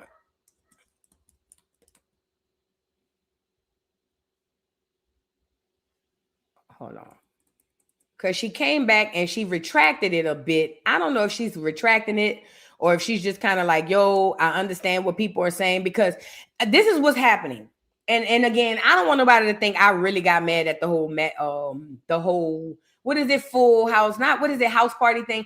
I understand entertainment. I don't take it to heart. I'm just telling you, as a child, I understood, or even as younger, I understood what was really happening versus what was portrayed to us. And let me just say this. A lot of y'all don't understand how powerful entertainment is. Y'all have no clue how powerful entertainment is. Let me see if I still have this picture. Y'all just laughing and being entertained. Do I still have this picture? I don't think I have it. No, let me pull it up. I do have it. Y'all just laughing and being entertained, but y'all not understanding what's really going on. Let me show you what y'all missing out. The part y'all are missing out of. This is the part y'all are missing out on. Y'all just looking to be entertained just so y'all can have fun. But y'all don't see the inner workings behind this entertainment. So you don't get why these small, subtle things are important. See, it's not about, oh, it's just a movie, or, oh, it's just a show. These small things are shaping your subconscious. This is why a lot of Black people prefer light-skinned people over dark-skinned people, or dark-skinned people, whatever. It's, you don't understand the witchcraft behind it. That's the witchcraft about it. You don't even realize you under it. So while we over here being entertained and enjoying the music and the movies and the TV shows, you don't understand how it's completely shifting our minds to hate ourselves. You know what I'm saying? But I want y'all to be mindful of the inner workings of this stuff behind the scenes. Do y'all see this? You see that music? Do y'all see all the stuff in this? They writing all this. This is, man, y'all ain't ready for this. Let's move on. Let's move on. No. But now, so Tichina decided to come back. I'm sorry. And she responded, I guess, after receiving a little bit of backlash about basically trying to say that it was reverse colorism. Let's get into it. It says Tichina Arnold hopped on Instagram to apologize after comments she made about Tisha Campbell's experience on Martin sparked backlash. Now, I want to say this. I don't think she should have to apologize for it. I think we're too sensitive. The fact that she said something y'all don't like and y'all want her to get on here and say she's sorry, like, stop it. People in your real life don't even tell you sorry, but I get it. That's why people on the internet be demanding stuff on the internet, because they can't get it in real life. Got it. So anyway, I think that is messed up that, oh, you need to get on here and apologize. Stop the cap. Anyways, so it goes on to say, while speaking with Dion Cole, we already saw that. Let's get into her response. She says, my apologies to all that I have insulted regarding my reverse colorism statement. We all have opinions, but we all have a responsibility to each other as well. I want to be a positive example who brings people together, not divide them. I will always hold myself accountable first and foremost. And then Tisha responded and says, I love you, Tichina. Keep shining, T. I will always have your back. Your heart is pure and your intentions were too. Let's just say this too. Tichina and Tisha been friends since before they came in the industry. They were really good friends. They met, I want to say, during auditions or something when they were children. So they have a real friendship outside of the stuff that they be on together. That's why a lot of times y'all see them on stuff together. They was on that, I think they were in School Days together, but for sure they were in that, what's that show, that movie in the 80s with the plant? And he said, feed me, Seymour. I want more food. Y'all remember that? It was a plant that came alive, but he had the voice of an old Black man that sang the blues. And it was this white man, and he would feed the plant. You know what I'm saying? And the plant, whenever he feed it, it got bit. Little Shop of Horrors. Thank you, Simeon. Thank you. I love that movie. Oh, I love that movie. That was a good movie. If y'all get a chance, go watch that movie. I'm pretty sure some hella symbolism in there too. But anyway, they were in those movies together. They are real friends in real life.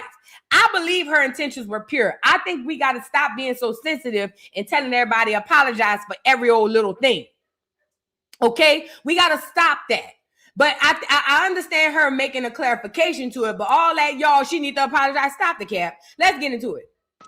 Okay, listen, we all have opinions. We all have our right to opinions, but we also have responsibility. So when I misspeak, I like to apologize for that because you're never too old to learn. Yeah. So I made a statement on Dion Cole about reverse colorism. I was speaking too fast, just speaking from experience, but I never ever want to insult anyone for no reason. And I misspoke. I spoke too soon. I asked my sons, my TV sons, how they felt about it, and they corrected me. So I stand corrected, and my apologies for anyone who mistook what I said. But it wasn't in the spirit of which I said. I just misspoke. Yeah, you were speaking to your experience of witnessing prejudice against a lighter skinned person, which is a result of colorism. Reverse colorism ain't a thing, right? Colorism is the system that benefits lighter skinned people because it's closer to white supremacy. Reverse colorism. Okay, listen, we all have a... Reverse colorism ain't a thing. And also that's something that happens. You were there to personally witness. Right, you were speaking to your experience with somebody that you love, and what you meant was Tisha went through something that she personally felt, and you That's a tether. witnessed it, and it did happen, and it was based off just her, you felt her being lighter skinned. And trust Is he a tether? me, I've been through colorism all my life. We all but I misspoke. And sometimes when actors do interviews, we talk, and you know, I got a big mouth. So I say stuff, and it just, it's Jeanette. It's Jeanette. You know, we got a whole lay hand. Okay.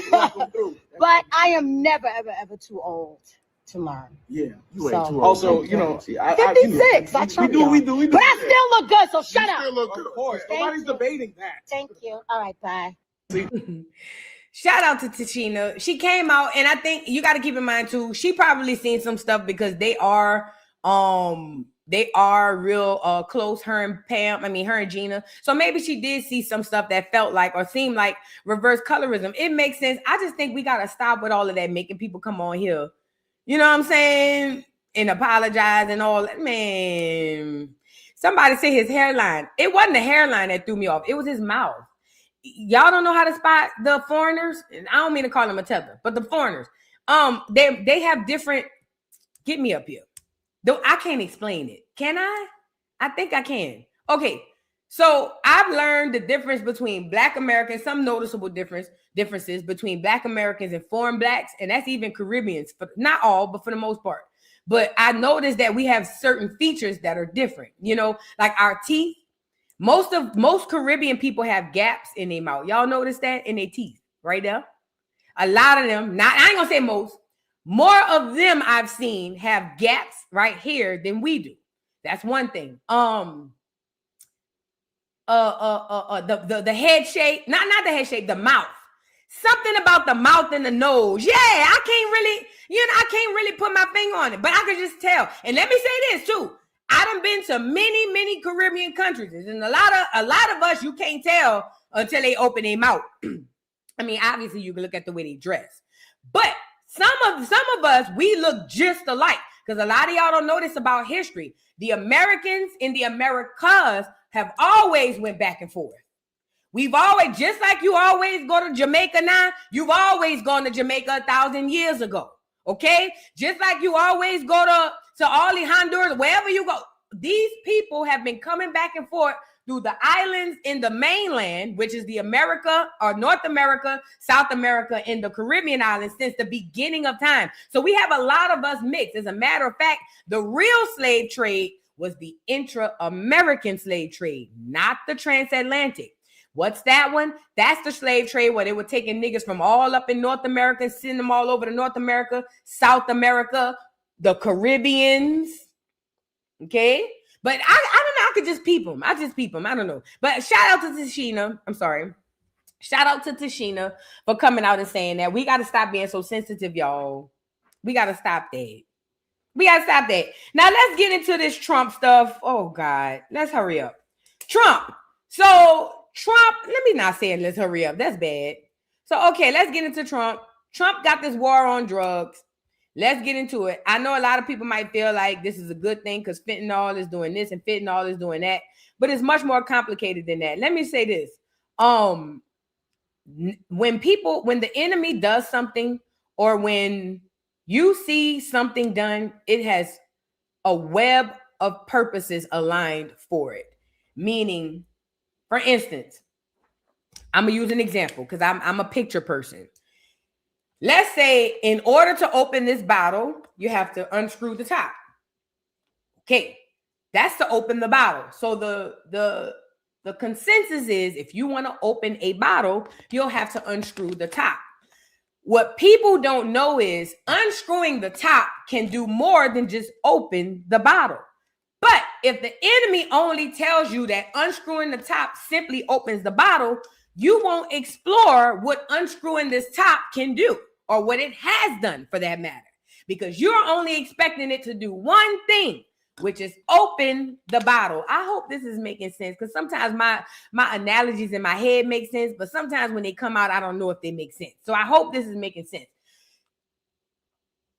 What I'm telling you is when the enemy does something, you looking at it as this top. Oh, you got to unscrew it to open the bottle. But what I'm telling you is it's never just to open the bottle. The reason that they do stuff, or the tops, have multiple layers of reasoning. It's never just for one thing, never just for 5 things. It's always for a trillion things that you won't even think of today, things that's going to take effect and have an effect 100 years from now, 200 years from now, 300 years from now, 1,000 years from now. The things that the enemy do, not all, but a lot of the things that the enemy does, he does for a purpose. Not a purpose for now, but a purpose for later. Why am I saying this? So Trump has been on this whole I'm against drugs thing. Now, this is what we know. Drugs were first brought in for us. It was the first war on us. It was one of the first biochemical wars we went through, and it was drugs. Not the, but one of the first. I would say the first one that I know of, if I could think, I would say the flu. But I'd say one that targeted specifically Black America, I'd probably say AIDS, HIV. That would probably be the first that I can remember, or that I can think of off the top of my head. The first biochemical war that we had on Black America, we just didn't know that's what it was. And honestly, that war is back again. Herpes and HIV is running rampant in major Black cities. You're back at war. Hello? You're back at war. War. We're in a war, okay? So anyway, the purpose of the drugs, which is one of the wars, was to bring it in against us. But just like the Most High does, we protect us, even babies and fools. In the universe, the ancestors, they make sure that whatever you do to me, you got to know it's going to come back on you. So while it was originally a good idea to flood America with drugs to affect Black people, the problem is it flip-flopped and started affecting white people. Now, shout out to the clears in the chat. I know you're probably somewhere thinking, oh, good, that was work for me and my kids. Wrong, duck, goose. It ain't for all white people. Actually, you at the bottom with us. Welcome to the party. You're late, clears. That's for the ones who didn't know. For the clears who didn't know, because I know y'all on here, but for the clears who didn't know, you are at the bottom with us. They don't mind you getting popped neither. You ain't no different from us, okay? It's not for your protection. It's for the clears at the top protection. You get it? So they don't care if y'all get on fentanyl. They don't care if y'all die neither. You know what I'm saying? They don't care if y'all do none of that. Whatever. Y'all expendable like we is, okay? So I know that's for the clears in the bike who thought that they was protected. That's why y'all, that fentanyl on y'all bad like it is now. Anyways, just like crack, it backfired. All the white people started getting on crack. So guess what? War on drugs. Get it up out of here. Just like all these other things, and now we're at fentanyl.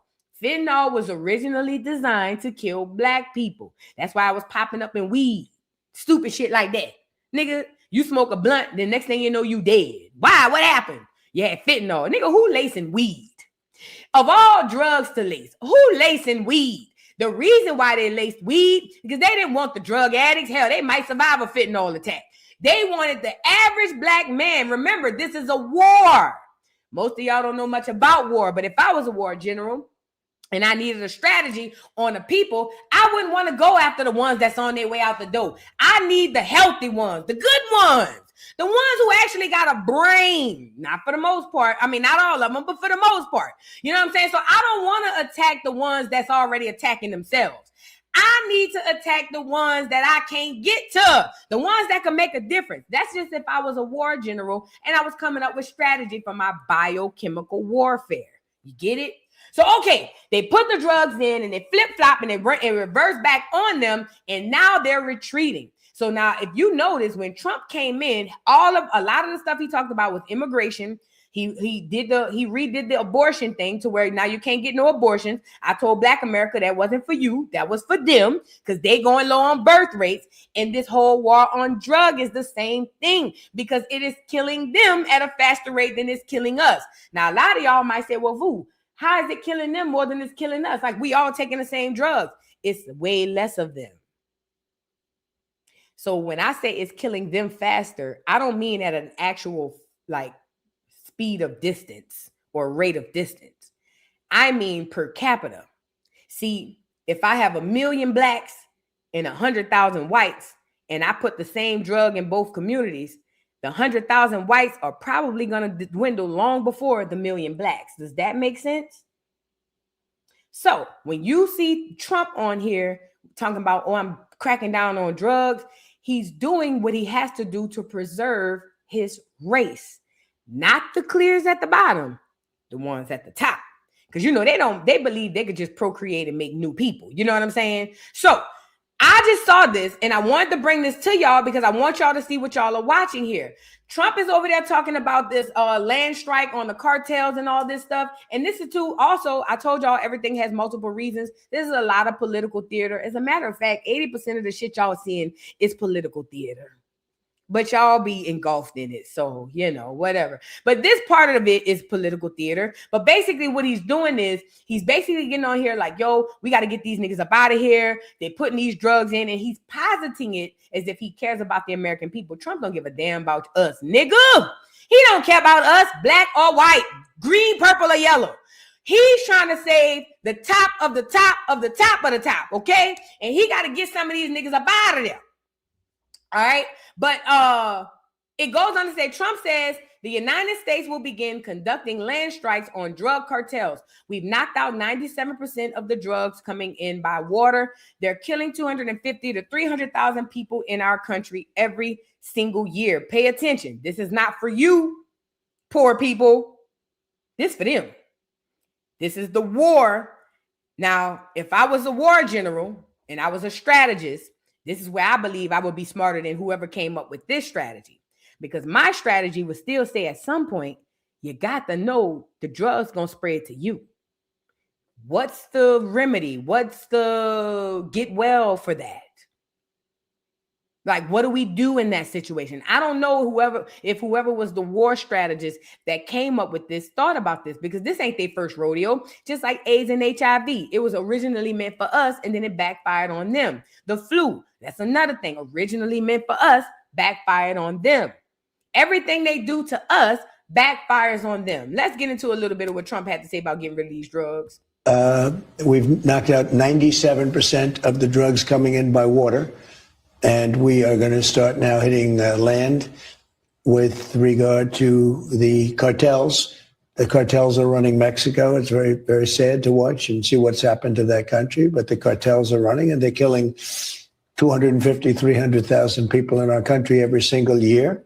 The drugs, it's horrible. It's devastated families. You know, you lose a child or a parent. I mean, parents are dying too with drugs. So we've done a really good job. We're knocking it down. The numbers are really getting to be, they're always going to be too high if you have one person, but they're going down just like the border. The border was a total mess for years.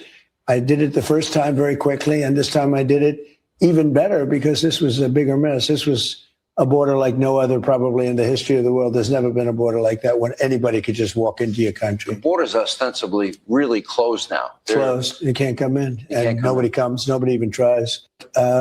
We've knocked out... That nigga said nobody even tries. Okay, So Trump is talking about knocking out these drug cartels and all these land strikes. Black America, if you are in that military, get your ass up out of there. Is it on? Black America, if you in that military, get your ass up out of there.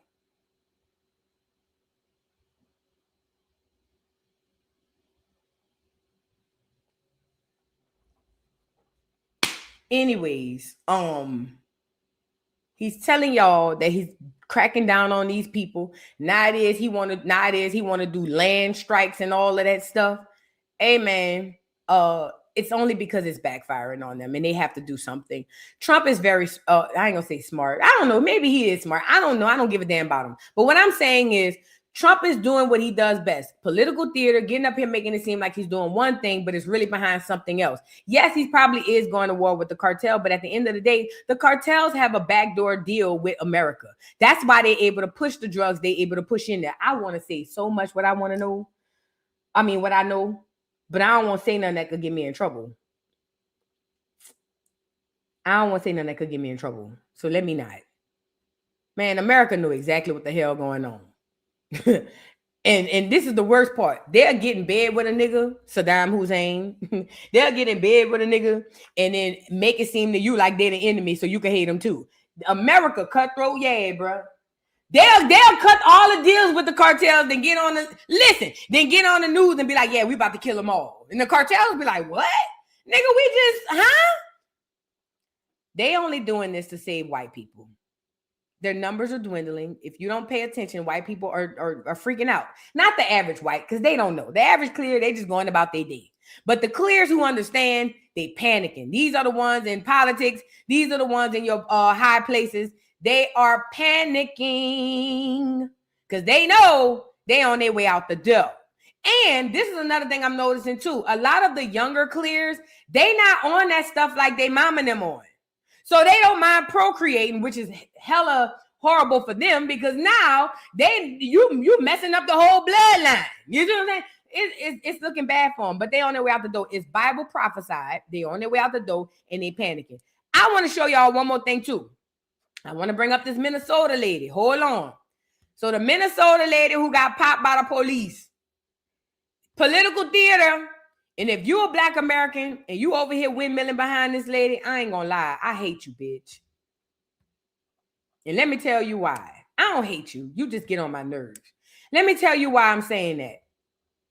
I get so sick and tired of Black Americans exhausting your energy to everybody except your own.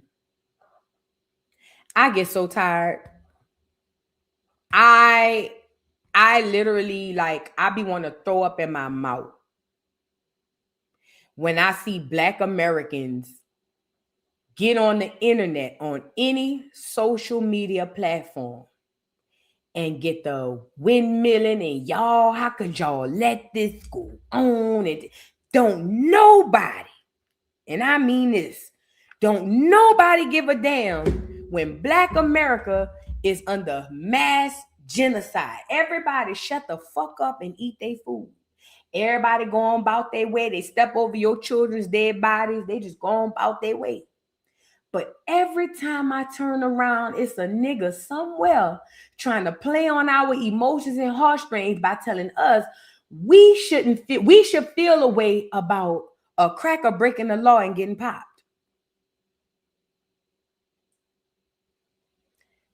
Black people like you, Black Americans like those need to be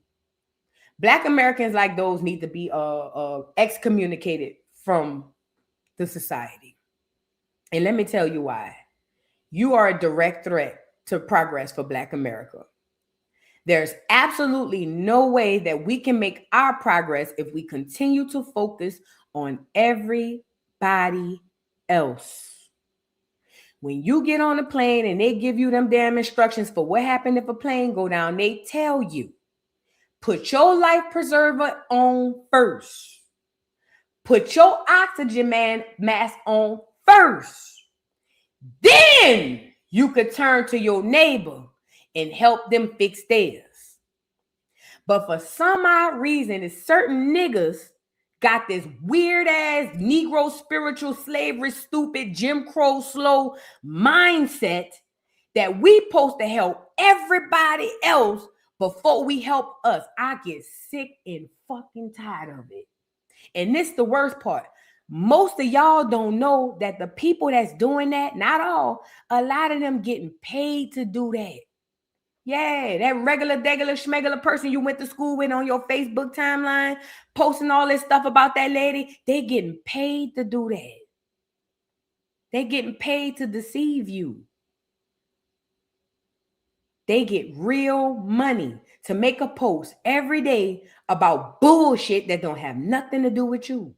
To get your mind off of to get your mind off of curing and going within and finding out who you are so that you can focus your energy on them. It's people you know in real life that's paid informants and paid actors. And they ain't just on Facebook. They on Instagram, Twitter, TikTok, YouTube. They everywhere. Rumble, Twitch. They everywhere. Everywhere you go. These people get paid to fool you and screw you over. You don't know it because you thinking, oh, that's so-and-so. Oh, so-and-so really believes that. No, girl. They are paid informants, paid actors. Feds, COINTELPRO. I thought they exposed that in 2020 when it came out with the list of all the actors and comedians and rappers and all that stuff who got paid. I thought they exposed that to y'all. But yet still they can expose it and then turn around and act like they forgot it and then do it right back and then everybody's just back to normal. If you are a Black American, I'm not saying that it's bad for you to care about other people. I think we all should care about everybody. But if it's to the detriment of yourself, then you are literally fighting your own progress. I can't help you put your oxygen mask on if we going down on a plane until I put mine on first. So why in the fuck y'all keep trying to get my attention to help me put everybody else's on when I'm trying to put mine on?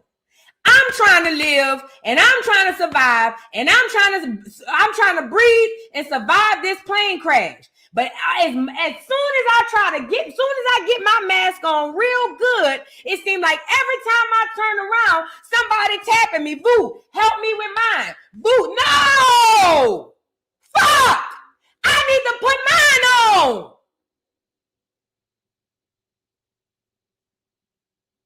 It bothers me to see it. And there's so many paid operatives on the internet. I swear to God, bro, and I know them. I can spot them. They stick out like sore thumbs. The problem is most of y'all can't see them. So y'all really be thinking it's real.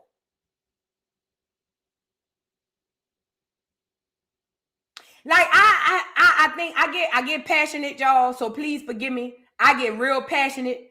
But I get passionate because I can see something that the masses can't see. You see what I'm saying?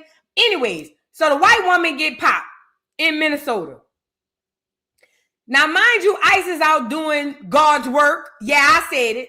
They out here getting these illegals up out of here. Black America, all y'all sitting up here worried about these people getting popped. The Somalis been stealing from us. The Venezuelans been stealing from us. Everybody on this land been stealing from us. Black people can't get ahead collectively at all. Ain't never been able to get ahead. Yet still, somehow we find ways to get on this internet and worry about these people. Make it make sense. Put your oxygen mask on first, Black America. You can't help the rest of the people until you put yours on first. Now, what's this lady? The Minnesota lady. So she gets popped because they pull her over. They pull this lady over. Well, no, I'm sorry. ICE is out there and they're doing their due diligence, whatever they supposed to do. How you spell Minnesota? Is it 2 S's? 2 N's. Minnesota. Hold on. Because I thought I had it already pulled up. But this white lady gets stopped by the police. And they tell her to stop. And what does she do? Instead of stopping, pulls off. When she pulls off, the police shoot her. What's the problem?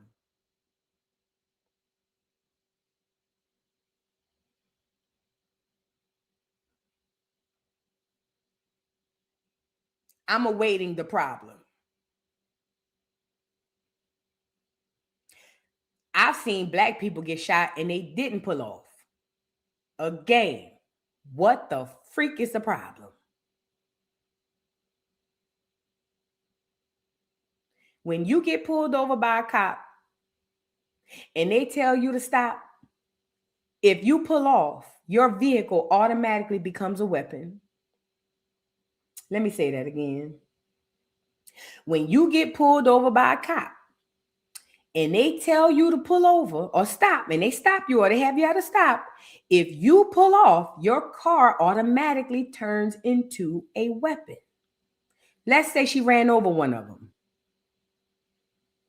What's the problem? Why do niggas care? That's my biggest question. Why do any black American care? And I know why you care. Some of y'all who really care. Y'all believe that we're supposed to, because voodoo God said, God ain't tell you shit about them people. God ain't tell you nothing about them. That's that man at the church house told you that to make you docile and stupid. God ain't tell you that. Again, why do we care? We got so much stuff we could be dealing with. We need to do our genealogy. We fighting for reparations. Man, we trying to get our children. We trying to get better food. We trying to get our infrastructures back. We trying to buy land. It's so much shit we gotta do. Why do niggas care with them crackers with the white on white crime? Why y'all care?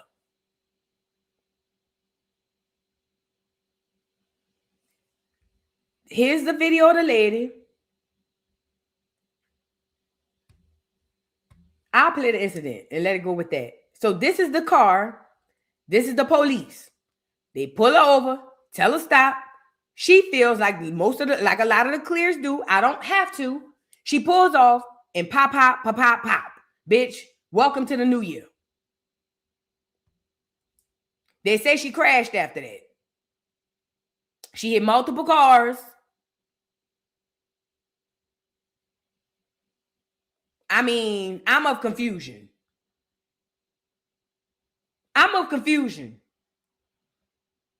They say she was fighting them too.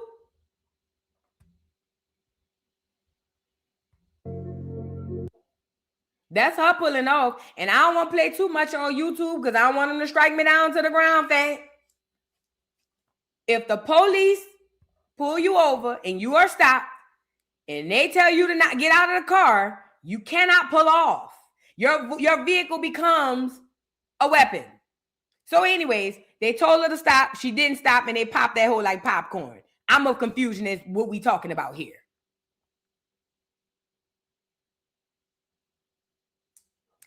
So here we go. Insert political theater. Let me say this too. Y'all don't know this, but matter of fact, let me show you a paid actor. Let me show you a real good paid actor. They find good ones too. Peep this man. Black American, veteran, Vietnam veteran too. And let me tell you something about these paid actors. They're very good with staging. Do you hear me? Because they want you to really feel it in your bones. So what they go do, get a black man, Vietnam veteran. So that's already going to connect us. Like, oh, snap, he black. And he a war veteran. And boom. Let's see the action. And action. Bunch of bitches. Right here. You heard it from me. White supremacists. That's right. I hope you can see through those thick-ass glasses that you fucked up. You stand there and sanction this bullshit, and they kill a woman. They're ruining businesses that have been here for generations. They're fucking up this community. You can go home safe, but no, you're here to terrorize this city. A bunch of bitches if I've ever seen a bunch. And I'm telling you to your face. And if you don't like it, fuck you. Amen. 9 out of 10, every single person out there is a paid actor.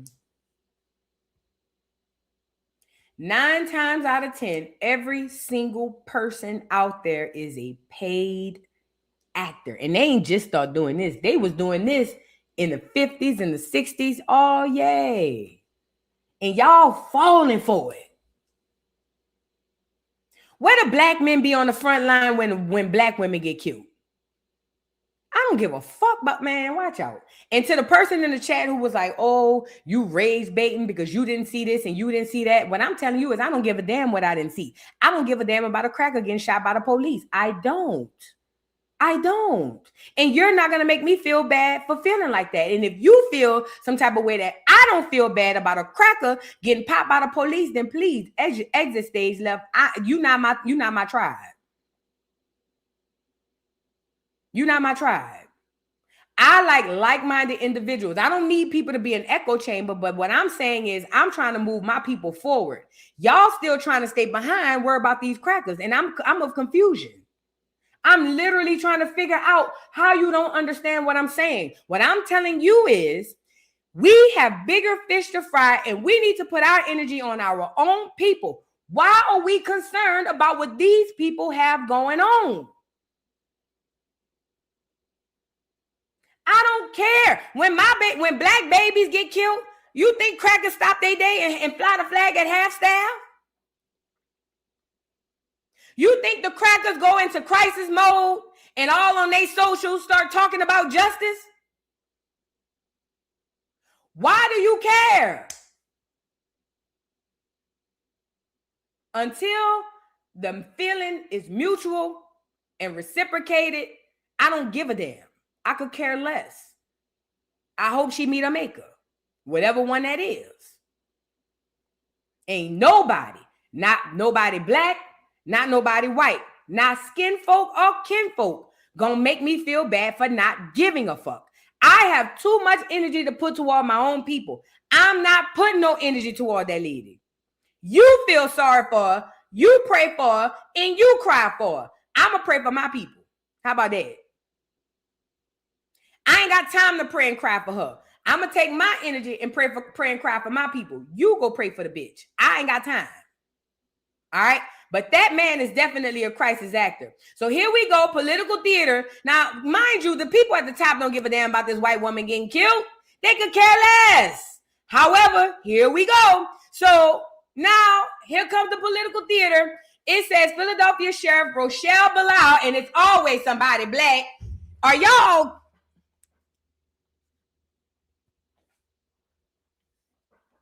Let me let y'all see it. I didn't think y'all could see it. Of course, they got a black woman up here, as they always do. You got a black woman up here.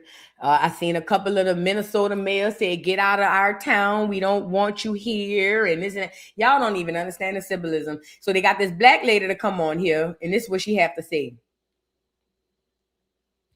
She says, Philadelphia Sheriff Rochelle Bilal is making headlines after her recent statement about ICE during a press conference while addressing the untimely death of Minneapolis mother and poet Renee Good. They say she was a paid protester too. The lady. During the conference, Bilal said she feels ICE agents are made up, fake wannabes who are part of Trump's army. This is all cap, bro. This is fake. This is not real. Oh my God. She went on to question why they parade through cities wearing masks, claiming real law enforcement officers don't do that. If you commit a crime, we won't whisk you away for them to hide your identity, she said. She went even further, claiming the criminal in the White House won't protect them from her wrath. We seen what happened to the last security guards. Every time a black woman step in front of these crackers, you hoes get bopped. And I swear to God, don't come over here saying, it's unfair what they doing that black woman in Minnesota. Fuck her. I don't care.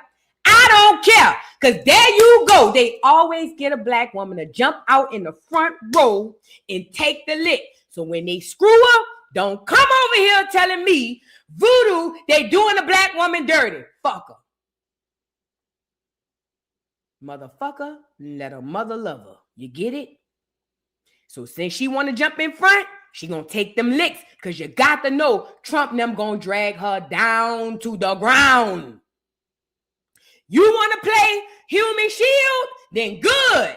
Don't come over here telling me, Voodoo, we got to talk about this woman that got popped or whatever. I don't want to hear it.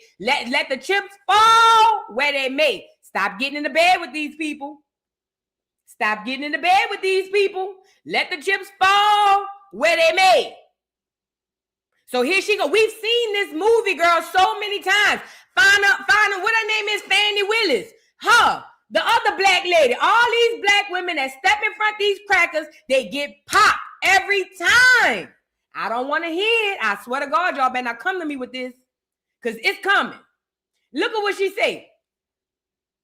After seeing this, a certain community, no, what she said, if you commit a crime, we won't whisk you away for them to hide your identity. She went even further, claiming criminals in the White House won't protect them from her wrath. After seeing this, a certain community on social media is upset and is calling for Bilal to resign. She is the first black woman elected sheriff in Philadelphia's 343 year history. It's clear she means business. What are your thoughts? Let's get into it. And she in Philly. She ain't even in Minnesota. Girl, who called you up here? And look at this man.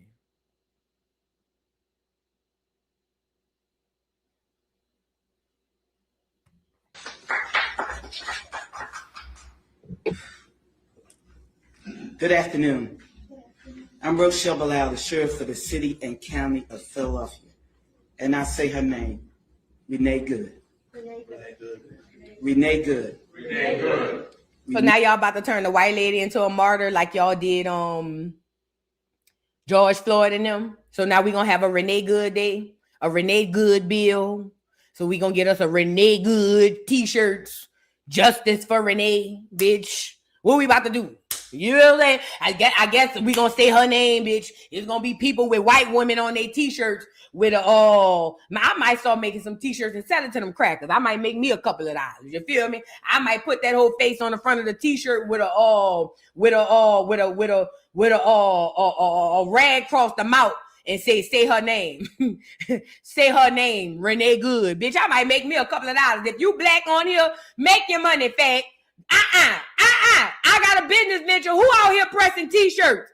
If you press t-shirts, now is the time, nigga. Press your shirts. Say her name, Renee Good, and only sell them to the clears. They're going to buy them up like crazy. I don't know who out here pressing t-shirts, but I just gave you an idea, fat. Go get your money, fat. Go get it. It's out there to get. Because they about to go far with this Renee Good shit. They about to go far. They about to go real far. So if you press t-shirts, go get your money, fat. Go ahead on. Put the lady name on there. Just put a clear woman on there with a mask on or a scarf around her mouth. And put on a scarf. Say her name. And at the bottom, put Renee Good. And on the bike, put Justice for Renee. We all fall down, but we get up or something like that. Put that on the bike. Them clears gonna buy that shit up like 90 going west. Do you hear me? But don't say that you black. Say you working for a white man. When you sell it to them, tell them you work for a company. Don't tell them you pressing them because they're not gonna want to buy it. Tell them you work for a company from a man out of Chicago. There you go. Tell him you work for this white man out of Chicago. He do real estate. And he wanted to help the cause. So you just out there pushing t-shirts. They gonna buy them bitches like 90 going west. Do you hear me? Listen, I'm trying to get y'all some money now. Reparations now. Reparations yesterday and tomorrow too, bitch. Renee Good. Renee Good. This should not have happened, but we're here today. Let know that law enforcement professionals, real ones, not the fake made up ICE, probably Trump's a new army to attack citizens of the United States. Did you hear what I said?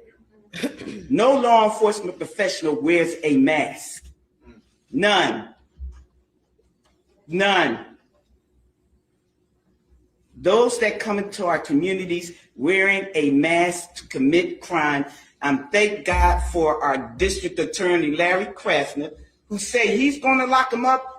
And I'm saying now, we are not going to whisk you away for them to hide your identity, because when you do it there, you're getting arrested there. No whisk away for them to hide you. None of that here. None of that here. Law enforcement professionals do not shoot at moving vehicles. I'm not saying fleeing, because she wasn't fleeing. She was getting out of the way. Bitch, that's... Girl, wait. wait. She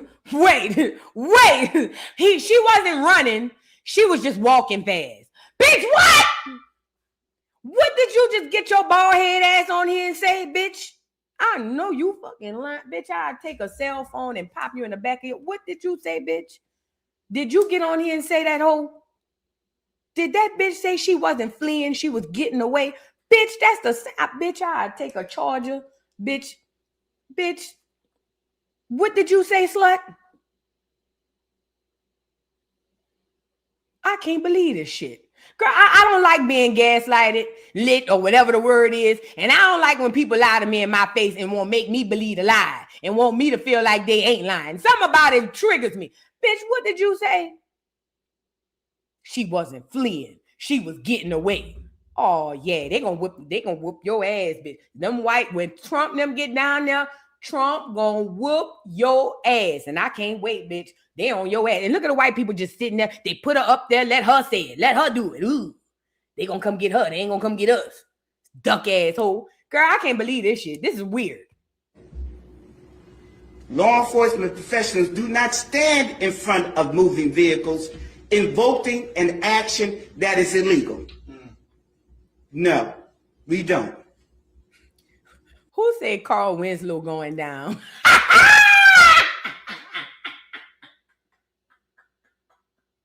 But Dad, I can't believe you would believe them over me, Dad. But Dad, I'm telling the truth, Dad. They pulled me over, Dad, and they pulled me out of the car, Dad. And they whooped my ass, Dad, and I can't believe it, Dad. Man, watch out, Curl. Go ahead on, Curl. And so we stand here today with all those who stand against the made-up, fake, what you can call ICE, professional law enforcement. I don't call them none of that. I call them made-up, fake, wannabe law enforcement.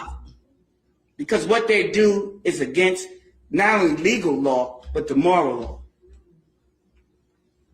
So I'm with the DA, and we will work with them. If any of them want to come in this city and commit a crime, you will not be able to hide.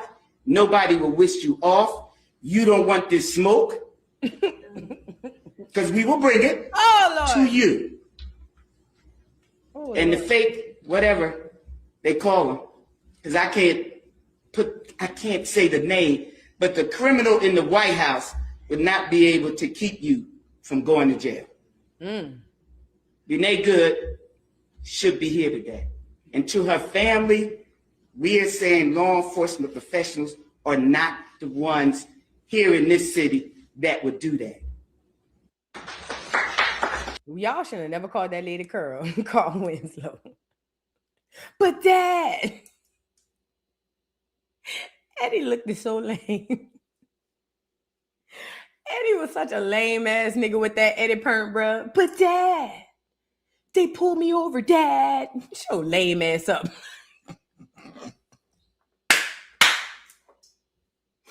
Man, did he have no real nigga friend? Like, man, get your lame ass. Y'all gotta admit, Eddie was a lame ass nigga. And he tried to sing. Eddie was a lame ass nigga. Y'all know that, man. Come on now. He was a lame. Nigga, that wouldn't happen no real life. But Dad, nigga, what? Then Carl didn't even believe him. Carl took the police side. Carl said, fuck that nigga. Call back the blue. Man, watch out. I'm sorry, I went off. My bad. Call black, he backed the blue. I forgot. I guess blood ain't thicker than water. That nigga took his co-worker side over his kid. Carl wasn't shit. That's how I know she ain't shit. Cause bitch, you look like Carl Winslow and Carl wasn't shit.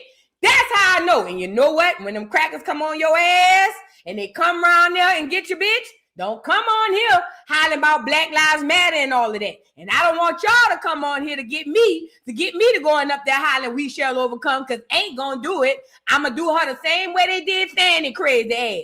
Y'all know Fanny Willis up there in Atlanta. I'm gonna do this whole the same way I did Fanny. I'm gonna roll her out. Gonna roll her out. And a lot of y'all ain't gonna know what's going on. And y'all gonna say, but Fanny, she's a black woman. And I'm gonna say, girl, go lay down. Okay? Go lay down, because I'm gonna roll her out. When they roll her out, gonna roll her out. I'm saying all that to say this. They purposely put a black woman up there, a black American woman in particular. Number one, she's gonna get the brunt of how this goes left. Let's start there. But on top of her getting the brunt of what goes left, it absolves them of responsibility. They get to fall back to black and be like, that wasn't us, that was her. And it's the worst part. Black women, it's not just the police chiefs, the mayors. Y'all don't even realize that y'all getting put in position to get played. They promoting you to all these places so that you can be the representation of they bull. So they don't have to be responsible for it. So when they put drugs and all that in the neighborhood, they just put a black male in front of there so you can look at the black person and think it's their fault. You know what I'm saying? I don't know, but I'm telling you, she gonna get popped. Trump, listen, one thing about Trump's team, they already feel some type of way. But they really feel some type of way when black people come on there trying to take these white folks' side. I ain't gonna lie. I think they hate that more than the white folks itself. And I ain't gonna lie, I don't feel no type of way about them, how they handle y'all. Y'all want to get in the bed with these people? Good. The Minnesota lady was fleeing, although Carl Winslow here claimed she wasn't fleeing, she was just getting away. Bitch, I ain't never. Hey man, I don't know who in Philly, if you got a ticket for speeding, or not even speeding, what they call it? What they call it when they pull you over and you take off. Whatever that is, if you got that charge in Philly, go down to the Philly police, play this video, and you tell them you was not fleeing. You was only getting away. And when they say you alive, say, oh no, bitch, get Carl up here. Go down to the station and get Carl up here. Oh yes, we want all the charges brought back. Reparations don't all come in money. Reparations don't all come in money. We want somebody to go down there, play this whole word. Listen to me and listen to me good. Play this whole words. Get Carl up here. Get Carl up here and tell Carl, I wasn't fleeing. I was just getting away. Hello, bitch. You charged me for fleeing. I never fleed, bitch. I was getting away. Run it bike, run it bike, run it bike. Okay? Because if it's good for the goose, then it's got to be good for the gander. Hello? Girl, get her off of here. Bye, ma'am. We'll see you in 6 months.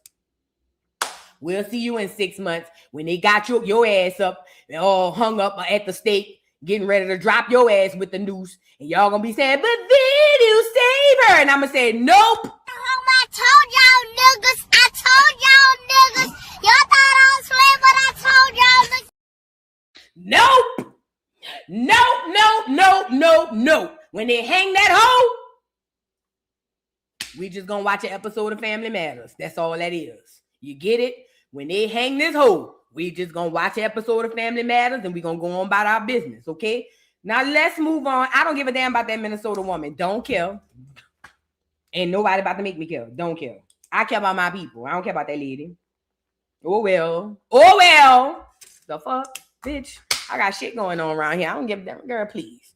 Niggas die. Niggas get shot every day, B. Stop me when I start lying. Niggas get shot every day, B. I seen that in the movie. I didn't say it. Cam said it. Pull your skirt down, B. Nigga, the fuck? Pull your skirt down, B. The fuck? Yay. I don't know what y'all want me to do. I don't know. I don't know what y'all want me to do. Now let's move on to Boosie.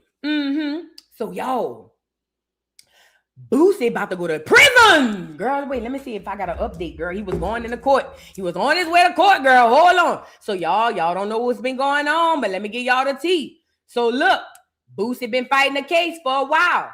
Y'all recall Boosie had that case in California. Remember he went to California and got pulled over with a gun? So he got pulled over with a gun in California. And they got a charge. He caught a charge because Boosie is a felon. He ain't supposed to have no blickies. And plus, why would he have a blicky in California? I don't know. Now, I heard too, it was behind the it was also as well the video shoot. So there was a video shoot. Let me give y'all the backstory. So Boosie goes to California to do work. He does a video shoot. On said video shoot, Boosie got a gun on the back of his hip. According to Boosie, it was a prop. It wasn't real. We just doing a video shoot. But your probation / parole or whatever the hell you own, that dictates that you can't be around no firearms. You can't even be around people who got firearms, even if you making a video. But Boosie was just like, but no, it's not that big of a deal. Da, da, da, da. Well, obviously it was. Fast forward, Boosie gets pulled over in California, and when they pull him over, they search the car. Boosie got a blicky in the car. Well, it's the driver, security guard, Boosie, and I want to say maybe one other person. Boosie was assuming that one of them was going to take the charge, and they did it. So now, who gets the charge? Boosie. I'm sweating down. Boosie gets the charge, okay? So, Boosie gets the charge. He gets arrested, and they originally dropped the case because it was a state case. The state dropped it. Boosie came back, and he was like, glory to God. Glory to God. They dropped the case. He said, they love me. He said, I'm back out in these streets. He said, all the hoes, be well. He said, I'm dropping $5,000 on some new titties for a new bitch. You feel what I'm saying? That's what Boosie was saying. Let's get into it. He came on here and told us, look. But it was short-lived because what Boosie didn't know was them people was on his ass. You get it? And by the way, yeah, I have I feel some type of way about Boosie. And let me tell you why. This is my personal story. Bitch ass nigga. So I was a new YouTuber trying to find my way. Girl, you know, minding my business, bitch. Doing what I always do. And that bitch Boosie had a live. This one he was going crazy on live, bitch. You know, going crazy. So I had did a video on Boosie and how he was bad for the youth and how he was using Marlo Mike to unalive people and whatnot. But I had used a little piece of his live in my video. You know that bitch went down there and struck my channel, bitch, down to the ground. Yes, he did. And I said, but it's an Instagram live. He don't own that. And YouTube was like, well, girl, that's between y'all. And he struck my channel. So ever since then, Boosie was a whole ass nigga. Now I still love his music, but in real life, he a whole ass nigga. So yeah, and I really was going hard because bitch, why would you strike my channel? Oh, I know why. Because what I was saying, and it's the worst part. I was a little girl. I used to be getting like 100 views. 40 of them was me, bitch.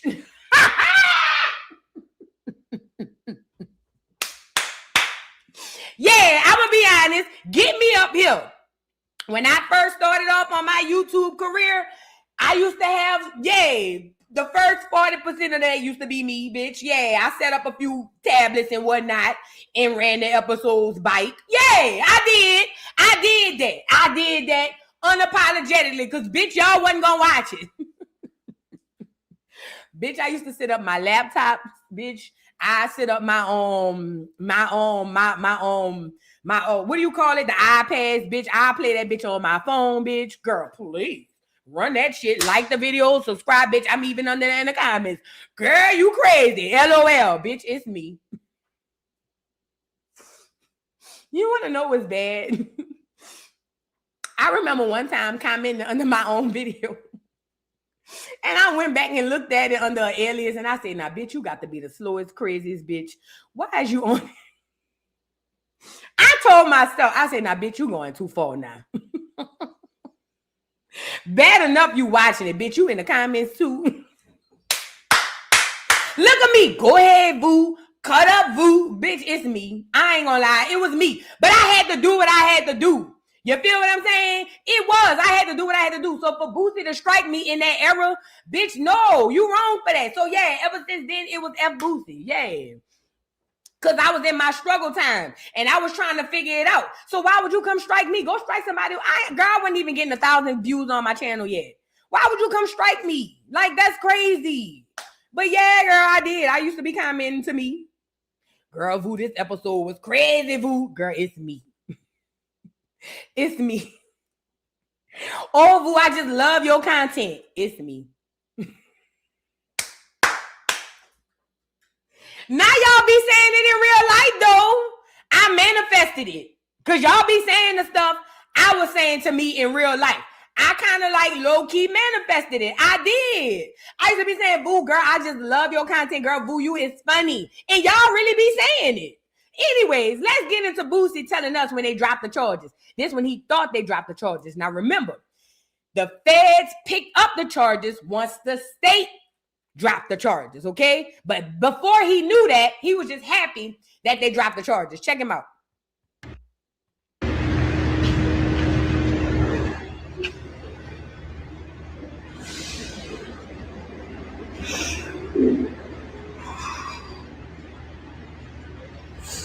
So weird. God good sucker ass niggas. Hating ass, bitch ass. So I'm lost for words right now, man. I guess this the part when they picked the charges back up. Because I remember I told y'all the state dropped them and then the feds picked them up. Take me a trip across the country, bro. Go to about 3 different countries. God good, boy. He'll make a way out of no way, bro, man. The nigga love me, bro. Finna take me a trip, bro. Yeah. Everything coming back around. I'm finna get my rights back, my gun rights back. Oh. Okay, so yeah, this is him finding out they dropped the charges. This is before they picked up the state charges. Let me rephrase it. I was confused. So, okay. He got arrested. The state charges him. They drop the charges. The feds pick him up. This right here sounds like when he found out they first dropped the charges before they picked them back up through the feds. My pawn money back.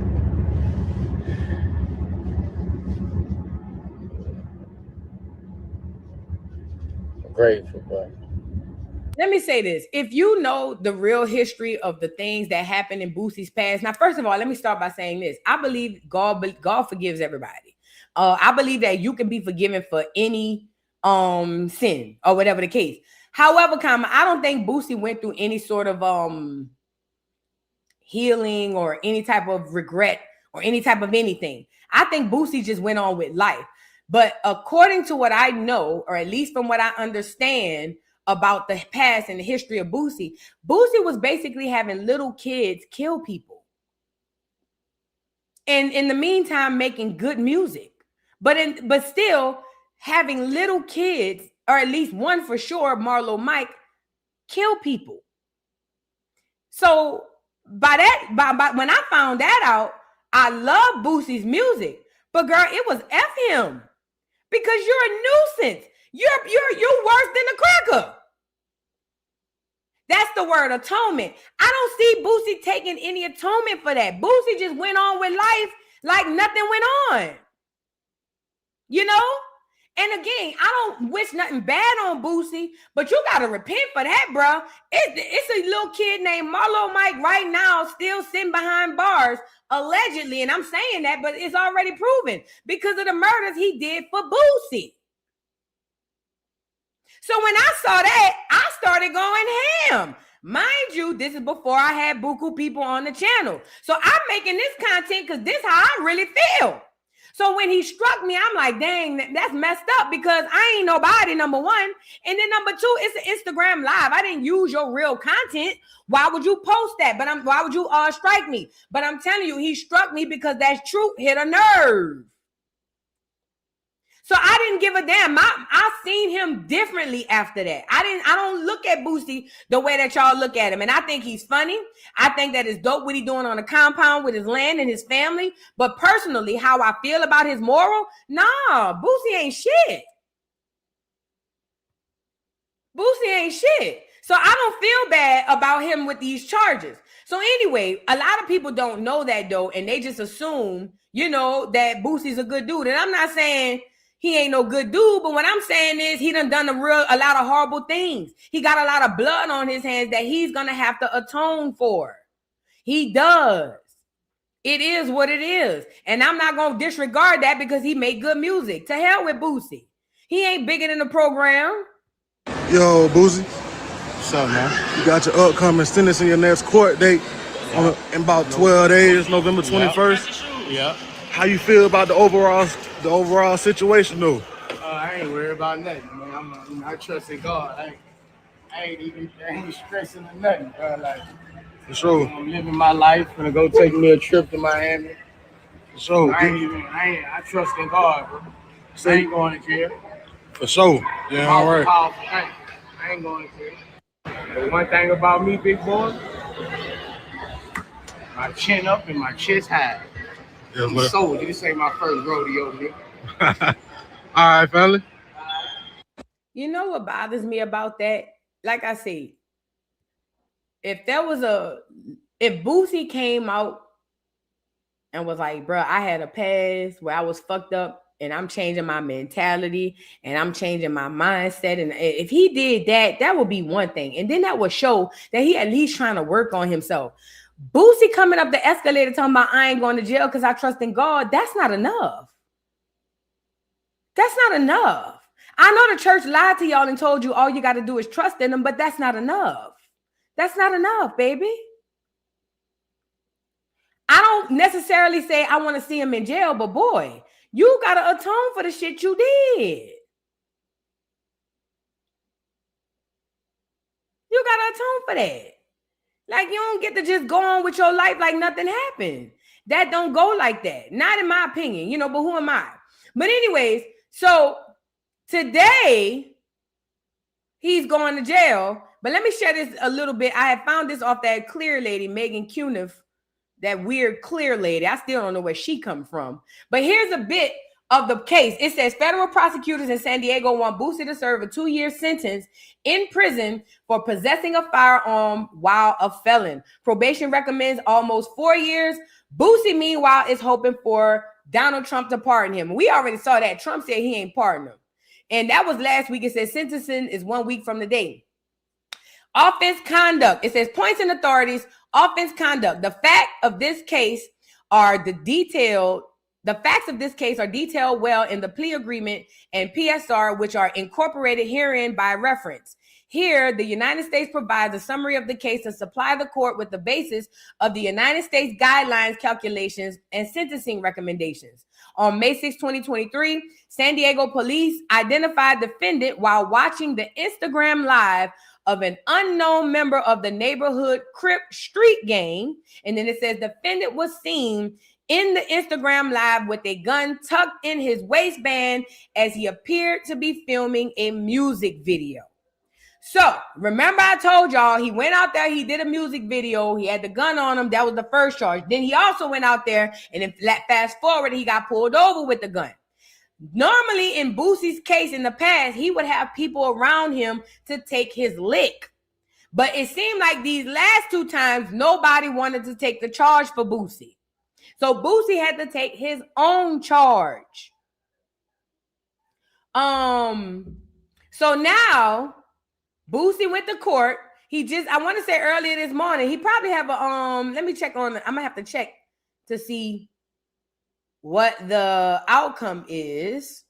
But this was him this morning on the way to court. Going to court. Boy, Kyle got me in new AP. Plain Jane, this bitch. So cold, boy.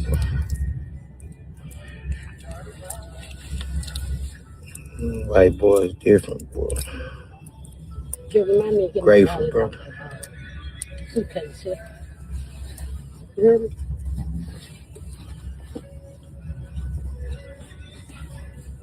get it. Going court.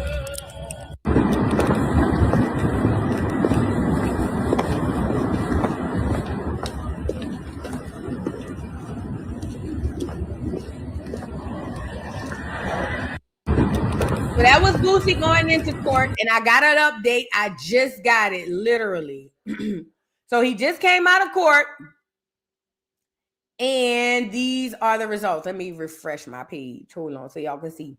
So Boosie just got his results. He just came back out of court, and from what I see, it says Boosie's federal case outcome. Congrats are in order for Boosie. He has avoided federal prison time in his San Diego gun case. His sentencing details, according to this, time served. He has a $50,000 fine and 300 hours of community service. Boosie walks away with additional jail time. Without additional jail time, closing the chapter on this federal case. Key points from the court following memorandum of points and authorities. Background and adversity. Raised in one of the most dangerous neighborhoods in Baton Rouge, Louisiana. Grew up surrounded by violence, poverty, and instability. Lost his father to addiction at just 14 years old, leaving him without guidance during critical years. Music as survival. It says music becomes his outlet for grief, anger, and fear. What started as survival and self-expression became a legitimate career. Built a successful business, supported his family, and created jobs for others. Growth and maturity. It says court noted significant personal growth and rehabilitation. Nearly 10 years between prior offenses and this case. During that decade, no reoffending, focused on family, career, and community, and demonstrated he could live law-abiding despite his upbringing.